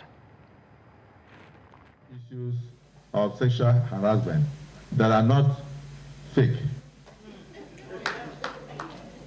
We must tell women not to use tears to look for sentiment when they are making false accusations. We must also let women know that governance is not about vanity. So if a common seat can cause the kind of urubalo, and then you ask why don't you want to move from the seat, and somebody sits on television and says that is the only place that the camera catches me where, are we doing beauty contests in the Senate? It's a serious place. It's not a place that you come to look for camera to catch you. They will always agree, but at this point, I'd like to disagree with you. This is such an interesting time to be a Nigerian woman. It's also a powerful time. Because for the first time in the history of Nigeria, we have the biggest budget, a 1,000% increase. It's never happened in Nigeria before. Similarly, the Deputy Speaker of the House of Representatives, Benjamin Kalu, has congratulated Nigerian women on International Women's Day, highlighting the importance of economic empowerment and inclusion. He acknowledged the invaluable contributions of women to the socio-economic growth and development of the country. However, Kalu noted that despite these significant contributions, women continue to face barriers to political inclusion. To address this challenge, he stressed the need to reserve seats in parliament through legislative measures, ensuring greater participation of women in Nigerian politics. Away from the International Women's Day celebration, President Bola Tinubu has appointed former chairman of the Independent National Electoral Commission, Professor Atahiru Jaga, as special advisor and coordinator of the Presidential Livestock Reform Initiative. The president announced the appointment on Friday, expressing confidence that Jaga's expertise will help drive meaningful progress in the livestock sector and further strengthen national development efforts. Jaga, a former vice chancellor of Bayero University, co-chaired the Presidential Livestock Committee alongside Tinubu. The committee delivered comprehensive recommendations aimed at implementing sustainable livestock reforms. The Transmission Company of Nigeria says that it has set a 2-year target to scale up its capacity to effectively evacuate about 10,000 megawatts of electricity when generated. The managing director of the company, while speaking to State House correspondents in Abuja, says that following large-scale investments in Nigeria's transmission grid, by the current administration, the company is currently scaling up its capacity and will be ready to deliver electricity to Nigerians without hitches in the future. And that's all we can take for breakfast headlines here. Join us at noon for the full bulletin. In the meantime, it's back to Breakfast Extra. I am Judith at TV. Stay with us. And you're welcome back. Now, every year on March 8th, the world unites to celebrate International Women's Day. That's, of course, IWD. It's a day dedicated to honoring the achievement of women across all sectors of society, while also acknowledging the systemic barriers that still hinder true gender equality. It is a day of reflection, recognition, and most importantly, action. This year's theme, Accelerating Action for Gender Equality and Inclusion, is a powerful call to go beyond the rhetoric and take concrete steps towards a more inclusive world. The urgency to dismantle structural inequalities and empower women in all aspects of life has never been greater. Now, despite the progress that has been made, gender disparities persist and women remain underrepresented in leadership roles and face pay gaps and encounter biases that limit their potential in various fields. The push for gender equality is not just a women's issue, it's an economic, social, and also political necessity as well. Inclusive policies and meaningful representation must become the standard, not an exception. And so on today's show, we will be examining what real action looks like in the fight for gender equality.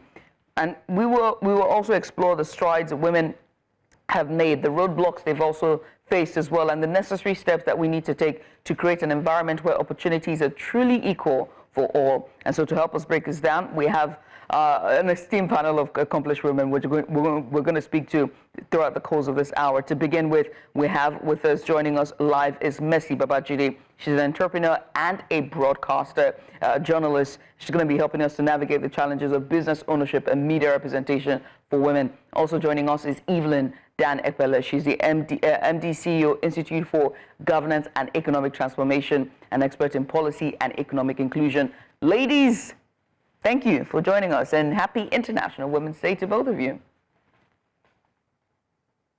Thank you. Thank you for coming on. Thank you. I'm going to start with you, Ms. Babajide, and just really talk about, representation in media, right?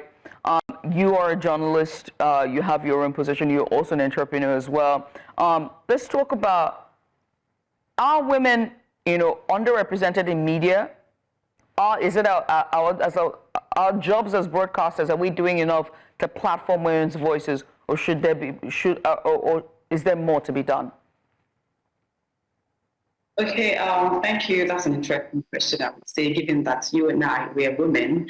And I would say for once, I would feel we're well represented in the media, even though I feel like there could be more. There could be more. I mean, let's talk about reporters that cover beats. We've seen women shattering glasses and taking bold and giant strides to, of course, report. And for me, generally, I feel like in the broadcast system or in the media generally, women are properly represented, but then there can be more. I would say we are not mediocres and we won't settle for less. I mean, thank you for that. Let me come to you and Ms. Danepele.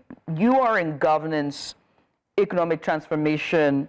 The part of our theme for this year is acceleration, right? When we talk about gender equality in governance and economic transformation, what does inclusion truly mean in terms of representation? Okay, happy International Women's Day. I'm happy to just look at the screen and see 3 women talking about women's issues. But, I was reflecting on what, just like you said, inclusion would mean for us as women. And I think that would be the allyship of men.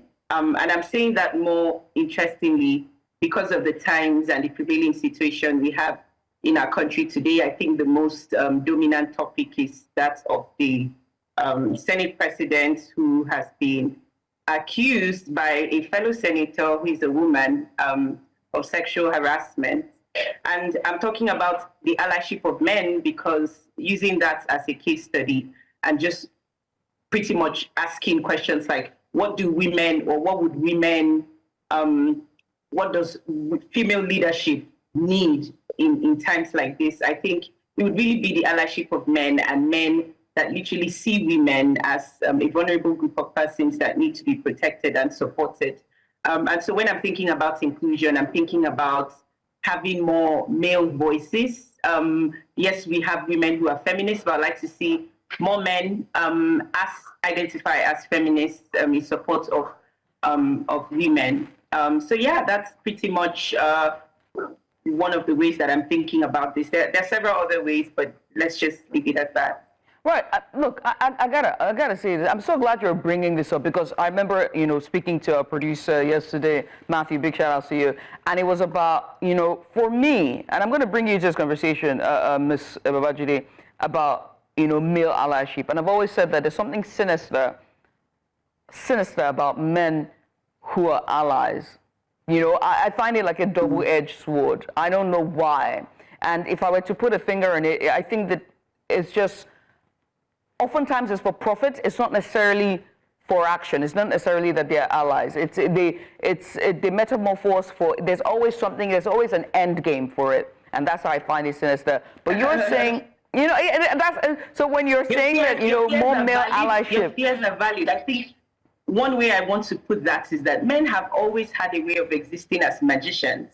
They're able to exist in different worlds at different times. And taking this back, one of the biggest things that I've been hearing in the media throughout the course of the week when it comes to male allyship with that particular case, you keep hearing things like the accused is also the judge, like whosoever has been following that story. I think one of the most interesting things is that a person, let's take this out of the Senate and let's make this a case of ordinary Nigerian, say young woman, let's call her, Jane or whatever, and she's been sexually harassed and she's coming out in society to say that this is my story, this is what has happened to me. And then the accused or whosoever she's accusing is then put in a position to sort of adjudge the case. I think it's quite interesting what's at play here, but I'm talking about male allyship because at the end of the day, the men are the dominant figures in the room. And if we have more men on the woman's side and men who can speak in favor of women, I strongly believe that would be the kind of inclusion that we need to be clamoring for. Mercy, I would say, yeah, go ahead. Interesting topic. We have interesting topics that preceded today's International Women's Day, and it's not something you get to see all the time. But then talking about men aligning with this said cause, it's one thing to align with it and to say it. It's another thing to implement most of these things, because we have men that actually talk about it maybe because they are girls. But then I feel like the problem is deeply rooted. Let's address it from the source itself. Now, Senator Natasha accused the Senate president of sexual harassment. And then this has happened. And then you see all over social media where everybody's clamoring for, oh, she should have had fair hearing. And then, of course, the Senate president shouldn't have been the judge. But then it begs the question for me, what if it was an ordinary Nigerian?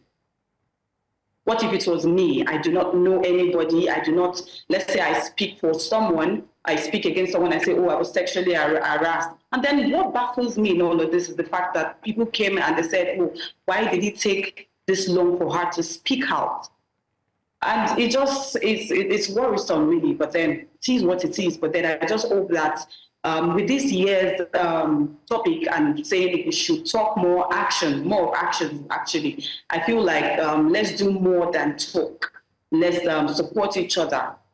That's all I'll say for now. I'm glad support each other. But when Senator Natasha Akpoti-Uduaghan came out with these allegations, and I think that there seemed to be a disconnect between the two, right? What's really played out. So let me paint this picture very clearly, just to set the stage. This started with a sitting arrangement issue, and she called for Order 6, and she was silenced, and he talked to her the way that she did, and she was brought out, taken out of she was exited out of the amphitheater, which was the hall, the floor of the Senate. Then she granted an interview and said, this is not about that sitting arrangement. This started long before the sitting arrangement, and it's simply because the Senate president asked me to please him, and I refused to do that, and this has now snowballed into things. Ladies, how many times in our personal lives have we encountered issues like this? How many times have we encountered? I mean, it may not even be us. It may be friends. Yes, I think I remember having a discussion with a friend, and I said at every stage we have as a lady or as a woman, we all encountered this. I was on a call with someone yesterday, and she mentioned how an 8-month baby was crying, and then the mother was on her way to take up a baby, and then she realized that the baby stopped crying, and then she walked closer to the baby, only for her to realize that a man had his manhood in the baby's mouth. That is a child. Now, it feels like at every stage in life, a woman gets to be sexually harassed. As a baby, you are in primary school, elementary school, the high grade, university. I remember she came out to say something about she felt like she was in the university where a lecturer says she should please him in exchange for grade. But in this case, she's not in the university. Now she's a senator. And it makes me beg the question, if you didn't do anything wrong to get into that position, why should you feel your fellow senator has to please you to do certain things? Which I wonder what's going on really. But then, I mean, and that's why I wanted to set the stage, right? And we keep going, right? She's made those comments. She said that that's what has happened. Hence why that sitting arrangement boiled down to where it was. It wasn't that. She said she's, first of all, there are some privileges that she'd get and some panels she'd be on and some travels and things were happening very slowly regressing, the benefits that she'd get as a senator. She wasn't able to, put things on the motion paper. They was always going to be taken out last minute before we saw what we saw. It was slowly building, and that was just the melting point. And so afterwards, we saw women that you and I, we ladies here respect and look up to, and some other women in Nigeria look up to, and even in diaspora look up to, who have, either past and present parts of the political class and system. They have championed causes for women and championed causes for the underprivileged and the less privileged and the vulnerable society in our group. they went on a media tour to not only infantilize this woman, they referred to her as my child, my daughter, a friend of mine. They also went on to make statements sort of demeaning and playing it down, and even going as far as to say that when you're a senator, you cannot have issues of sexual harassment because you have gone past it. So we must support each other. Can the old guards, the older women, support us? Do they show real support? So I have this saying, I don't know if it's a safe space to put out that saying, but I feel like I need more women to say to themselves, I'm not here to make friends, right? I'm trying to be friends with everybody oftentimes results in these types of catastrophe where, you have to lean back on certain emotions or hoping that someone is going to champion a cause for you because they are your friends. I don't want to go into that conversation about older women because, again, trauma response shows up in different ways.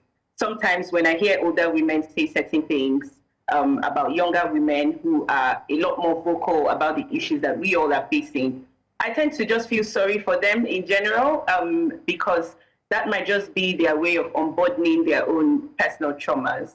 But there's something that I've found more common, which is, would I call it the commonization of sexual harassment? Like we've commonized it to the point that I was reading a tweet, on X, and someone was talking about, the stereotyping Senator Natasha, for example, and more light-skinned women would be able to relate to this a lot more, even though, sexual harassment does not have a particular skin color, but there's this idea that when a woman is, very pretty, very light-skinned, ordinarily she's, irresponsible or something. There's that stereotype that gives people the idea that, she should be approached for certain types of conversations.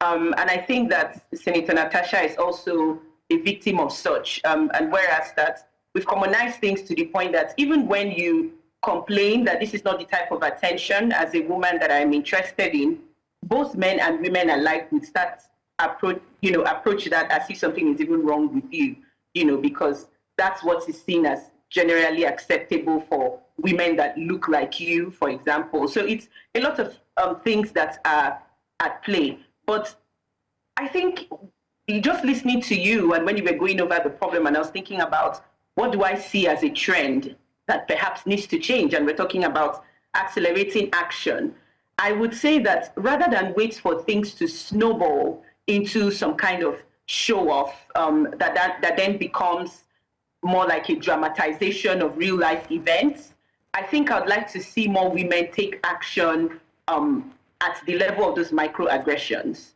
So what I mean is that if, for example, you know that certain things are due you in your workspace, whether that is your travel allowance that has not been given to you, don't try to be the bigger person in that very little space and wanting to use your monies to cover up for something that ordinarily should be like a professional allocation to you or whatever. Make it known and use the right professional channels. If someone is acting like they've forgotten something, you send them an email, you copy whoever is your line manager, and you discuss it in a very professional way, and not to let things build up until it becomes like you have called it a snowball reaction, and people tend to lean on your emotions and accuse you of not being emotionally intelligent.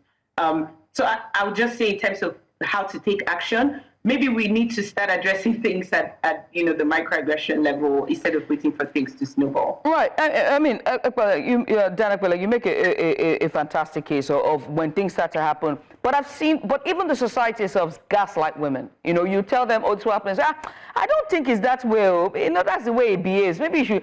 They would gaslight you to think that you are overthinking the situation until when we have a slow reactional society, and there's victim blaming, which you just talked about in terms of light-skinned. But let's move away from, Professor Senator Natasha Akpoti-Adwoga, and really just talk about accelerating, action, inclusion and equality for women. As we move into a new year, as we gear up for 2026, March 8th again, inclusion for women, International Women's Day, what would be the step, what would be your call to lawmakers this time in terms of inclusivity and inclusion and economic, listen, go ahead. Okay, I would say we do not have equal and fair representation to start with. And I listened to someone talk yesterday, and then I had to ask lots of questions. And it started with, if we do not have equal and fair representation, shouldn't the 4% there be representing and, of course, be supporting each other? So I would like to say in accelerating action, it starts with you and I. And before we say the men alignment and before the men align whatever we are doing, I feel like it starts with you and I. And then when I say it starts with you and I, someone made a very good example of in the office or workspace, you see that a man is supposed to give a work presentation and then he gets there and starts stuttering. You see men call him aside and then, of course, they pull punches, not punches, they just, oh, guy, you can do this, you can do better and all of that. But then in the woman's world, if a woman flops with a presentation, I feel like it is only a man that would be able to talk to a woman at that point in time, because we are not ready to be criticized by our fellow women. And you get to know that this is actually deeply rooted. So we should realize that when a woman makes mistake, it shouldn't be a stepping stone for us to say, oh, it is time for you to be pushed aside so that I can fill into that shoe. Instead, we should feel like, oh, it is a woman. She's my sister. If she fails, I fail. If she does better, I do good too. So we should all come together, support each other, irrespective of whatever we do. And it starts with, of course, the higher ups, because we all look up to them. Well, I mean, the old gods have showed their face. Sorry, forgive me. Amaewhule, you have I was talking about inclusion and the lawmakers particularly. Do we need legislation that can now, that would, because I think it passed the second reading of a legislation that would increase the permanent seats that is specifically for women to ensure that there's some sort of equity at the legislative level. Do you see this as a right step in inclusion and equity for women in governance? Well, I welcome policies, laws, actions that seek to increase the participation of women in politics and governance. I would just say that the existing ones need to be enforced, because if the existing laws are enforced, we'll definitely see more increased participation of women. But just like a passing remark that I would make is, I want more women to know that we're not necessarily going to get an invitation to the table to come lead, or because I feel like society is not really ready for female leadership, especially seeing the way that the current women in leadership are being treated by their counterparts per se. But irrespective of that, I would say that women need to take the charge by themselves, like wake up every morning and make that decision to lead and go out there. Change is gradual. It doesn't matter if you're leading one person or 5 people or a group of 10. Just start with very little cohorts and network more, expand on those networks, lead in any capacity that you can, and train yourself to do bigger and better. And overall, I'd like to see women who are already in the room provide opportunities for mentorship of other women and supporting female leaders to thrive, knowing fully well that, giving the odds stacked against women in the workplace, especially in comparison to men. So in whatever way that you can support or create those focus groups that elevate women's rights in the workplace, that would also be a welcome idea. Yeah, I mean, ladies, it's been sublime having the both of you join us, but here's where we put the pin on this discussion. I mean, we had the entire month to celebrate women. We do hope that the conversation doesn't end for this month or this day, and it continues, and we continue to push the boundaries and continue to break the glass ceiling, or the bulletproof glass ceiling for more women to come on to take leadership roles, in whether it's in media, politics, economics, and even just leadership roles. Well, many thanks. Thank you so much, Ms. Amaewhule, and also to you, Ms. Babajide. Thank you. We're going to put a pin in this discussion, but when we come back on the other side after the break, we turn to women in the diaspora to give us a different perspective on gender equality. After the break, stay with us. Hey, welcome back. I hope that in other lights what I'm wearing is purple. Unfortunately, it's red, but it's International Women's Day today, and the entirety of this week and this month will be just championing the conversations when it comes to inclusion and equity for women, and just, talking about inclusion for them into, public space, leadership roles, and more widening the gap when it comes to the gender pay gap. To that effect, we have another conversation in line with our International Women's Day extra special for you. This time we want to talk about women in the diaspora, and this time bring a different perspective on gender equality when it comes to women in the diaspora. To do that, I first have with me, she joins us live via video chat all the way from the United States of America, we have Joy John. She's a political analyst based in the U.S. Ms. John, thank you so much for joining us. Thank you for having me, Judith. Good morning. Good morning to you. Also joining us is Councillor Lade Hapziba Olugbemi. She joins us live all the way from West Thames Mid, United Kingdom. Councillor Lade, thank you so much for joining us. Good morning. Thank you for having me. Thank you for coming on. Let's get started. I'm going to start with you, Councillor Lade. Women in the diaspora often bring a different perspective to this discussion when it comes to gender equality. How would you compare the challenges faced by women in Nigeria with women in the diaspora? The challenges are very similar. The main difference that I see is that there certainly has been a longer time that women in the diaspora have been fighting for equality and also equity. I'll try to major in more on the word equity, but we'll talk about that later. Over here, we still have the systemic barriers like women have in Nigeria. We still have gender-based violence. We still have discriminatory policies. We still have them. We still have cultural expectations that are quite negative and sometimes sidelines women.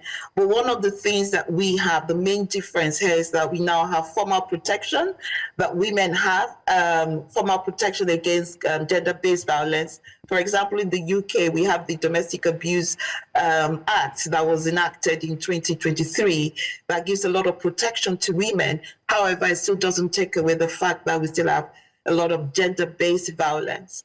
We still have pay disparities. We still have lack of access to funding, and we still have bias in leadership promotion.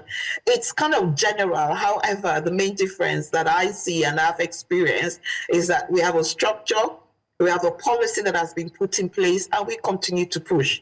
And that's why I like the theme for this year's International Women's Day, which is about accelerating the action.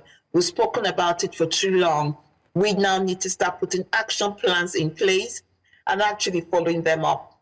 Ms. John, I have to also ask you as well. Do you have any to add to the list of challenges that women in diaspora face compared to women in Nigeria? Well, absolutely. Well, I'll start by saying that women all over the world face gender inequality, but the challenges vary in scope and context. Now, in Nigeria, we look at structural barriers like legal inequalities, economic exclusion, and cultural norms that limit women's progress in the corporate world and political setting as well. But just like the councilwoman said, here in the United States as well, despite the legal protections in place, women, especially Black women and immigrant women, still struggle with systemic biases and underrepresentation in leadership. But the key difference here is the institutional support she spoke about, and that has played a significant role in creating opportunities. And today, young girls have powerful role models like Kamala Harris, who ran an exceptional U.S. presidential campaign. We have President of Tanzania, Samia Hassan, Aisha Braveboy, who is very much on her way to becoming the next county executive for the state of Maryland.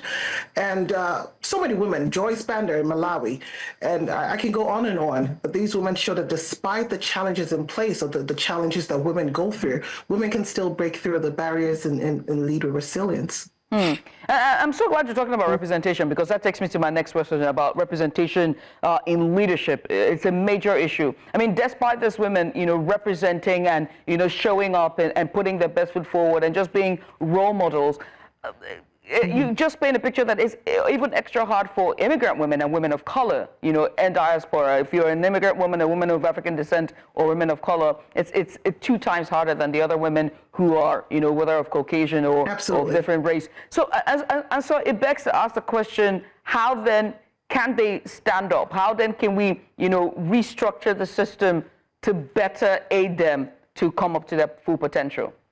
Ms. Joan, I'll start with you.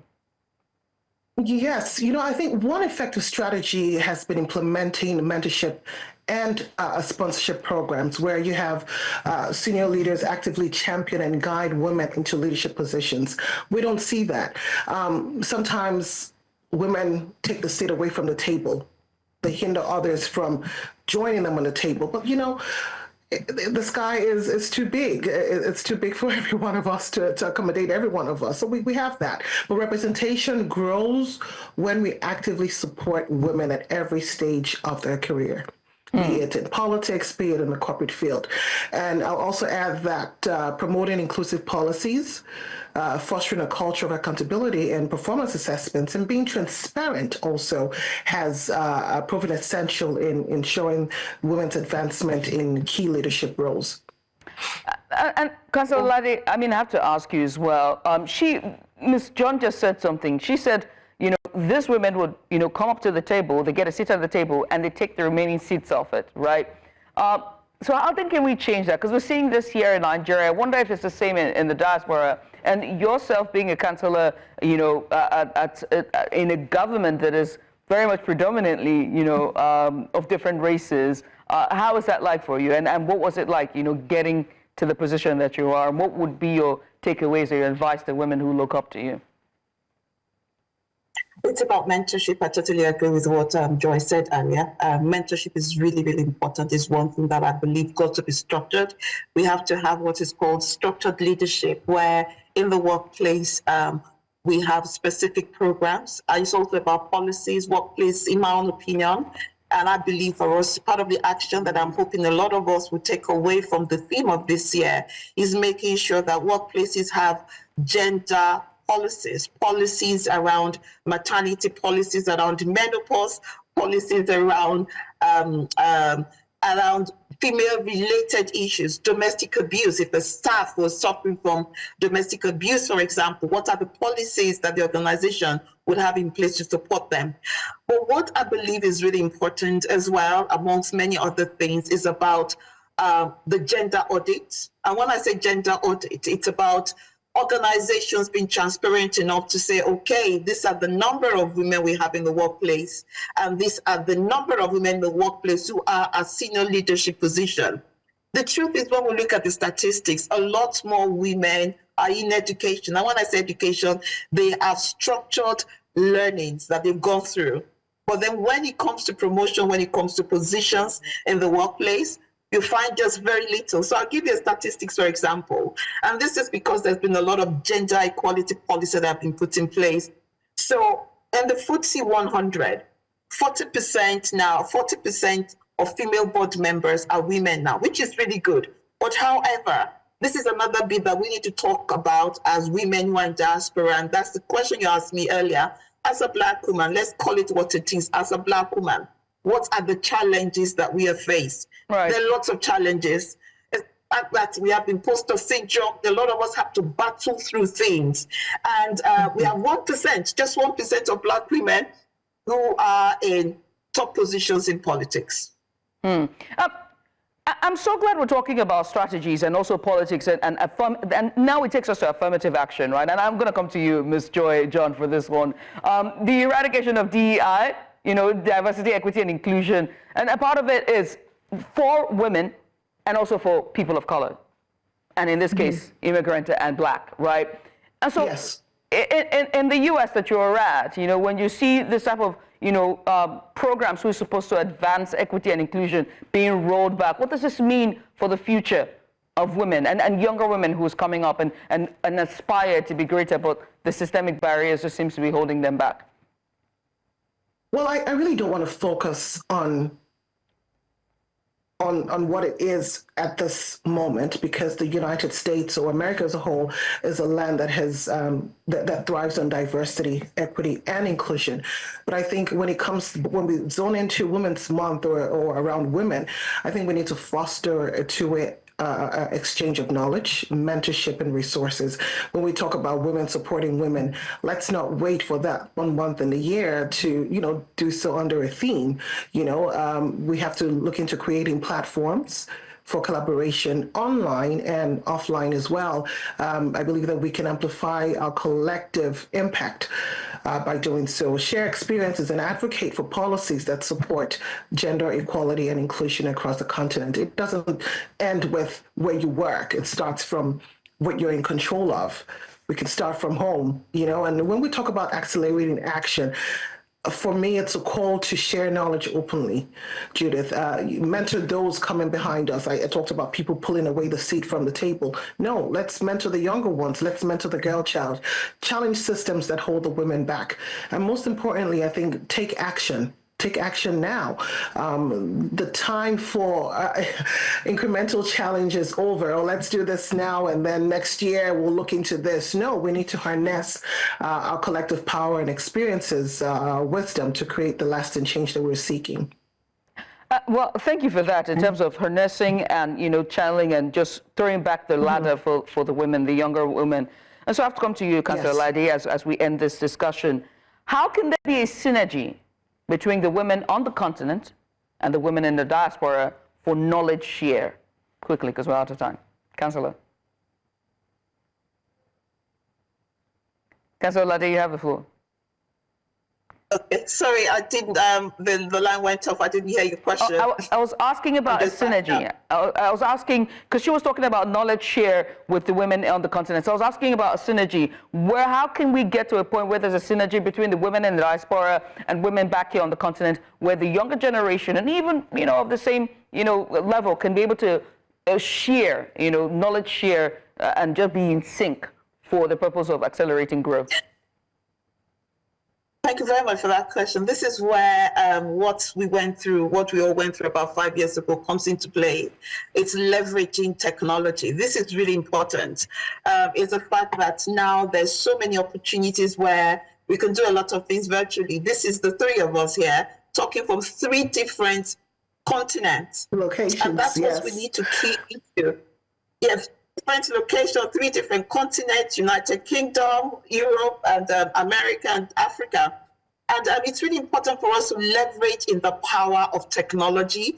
It's about creating networking platforms that can be done virtually, that can be online. There are remote job opportunities. It's about opening those things up. But more importantly is joint advocacy that I think is really important. I am here, Joy is over there, you are over there. The strength of our coming together would go a long way. We should not stand alone and think that we can do it alone. I'm here, I'm Nigerian here, but however, I believe that I have a part to play in Nigeria. I have my learned experience that I can share with people. I have opportunities to mentor people remotely. They don't have to be side by side with me. There's quite a lot of cross-border collaboration that can be done, and we can leverage on technology to bridge the gap. No, and just bridge the gap indeed. I mean, when I think about the people that I wish to mentor me, not only are they here in Nigeria, there's a plethora of them, and also they're scattered on the continents that you're at. But ladies, I must say thank you so much. It's an honor to speak to you today, and happy International Women's Day to both of you. Thank you for coming on. Thank you, Judith. Wishing you the same. Thank you. Thank you. And that's where we close the curtain on this discussion. But join us tomorrow. We're going to continue with this conversation when it comes to International Women's Day. Remember that today we rise, okay? It's a global tide. Women united side by side from Africa's plains to Asia's mountain high. We celebrate your strength, your hearts, your size. In the Maasai villages of Tanzania's land, to the Inuit communities of Canada's icy stand, from the Aboriginals' dream time of Australia's earth to the Amazonian rainforest, where Indigenous women give birth. The bustling streets of India's Mumbai town to the vibrant markets of Morocco, where women wear their crowns. From the ancient cities of China, where empresses once ruled, to the modern metropolis of Brazil, where women's voices are cool. In the rural hills of Papou's New Guinea's highlands to the urban jungles of South Africa's city stands. From the nomadic tribes of Mongolia's endless steppes to the island nations of the Pacific, where women's wisdoms, they never slip. You are the daughters of the earth, the mothers of the land. You are the ones who nurture, who heal, and who take a stand. You are the leaders, the innovators, the game changers too. You are the women of the world, and your time is now anew. So let us accelerate action. Let us rise as one. Demand for rights, our equality, our freedom. Let us win our freedom. Celebrate your diversity, your strength, your beauty, rare. One eye and the rest of the world honor the women of the world and show we truly care. So a happy International Day, or a happy International Women's Day to each and every one of you. And by you, I mean women. May your collective voices be the change that's just begun. Happy International Women's Day to all of our women. This entire month, it's going to be sublime. I cannot wait. Zeno? Oh, I'm just waking up from a 1-hour break. I wish it's Women's Day every weekend. Well, congratulations to you. Great sessions there with the lovely women Thank you so much. had. Thank you. And let me say happy International Women's Day to all the women out there. Right from the beginning, I said you can't celebrate Women's Day without men, because we need to give you your laurels. Thank you very much for everything that you do once again. And that's a wrap now, isn't it, for the breakfast? You don't need to be all salty. Men was always insert themselves. They want to be women so bad. Hey, we only get half a day, in an entire 365. So if we're going to insert ourselves into your days, Mother's Day, Women's Day, another Mother's Day, Sister's Day, this Niece's Day. They wouldn't be the earth without us. They wouldn't be the earth without us. Half a day. But hey, we'll leave you to join you tomorrow morning, bright and early, 8 o'clock in the morning. Make it a date with us. We'll see you then. Until then, it's goodbye from us. Bye-bye, everybody. See you.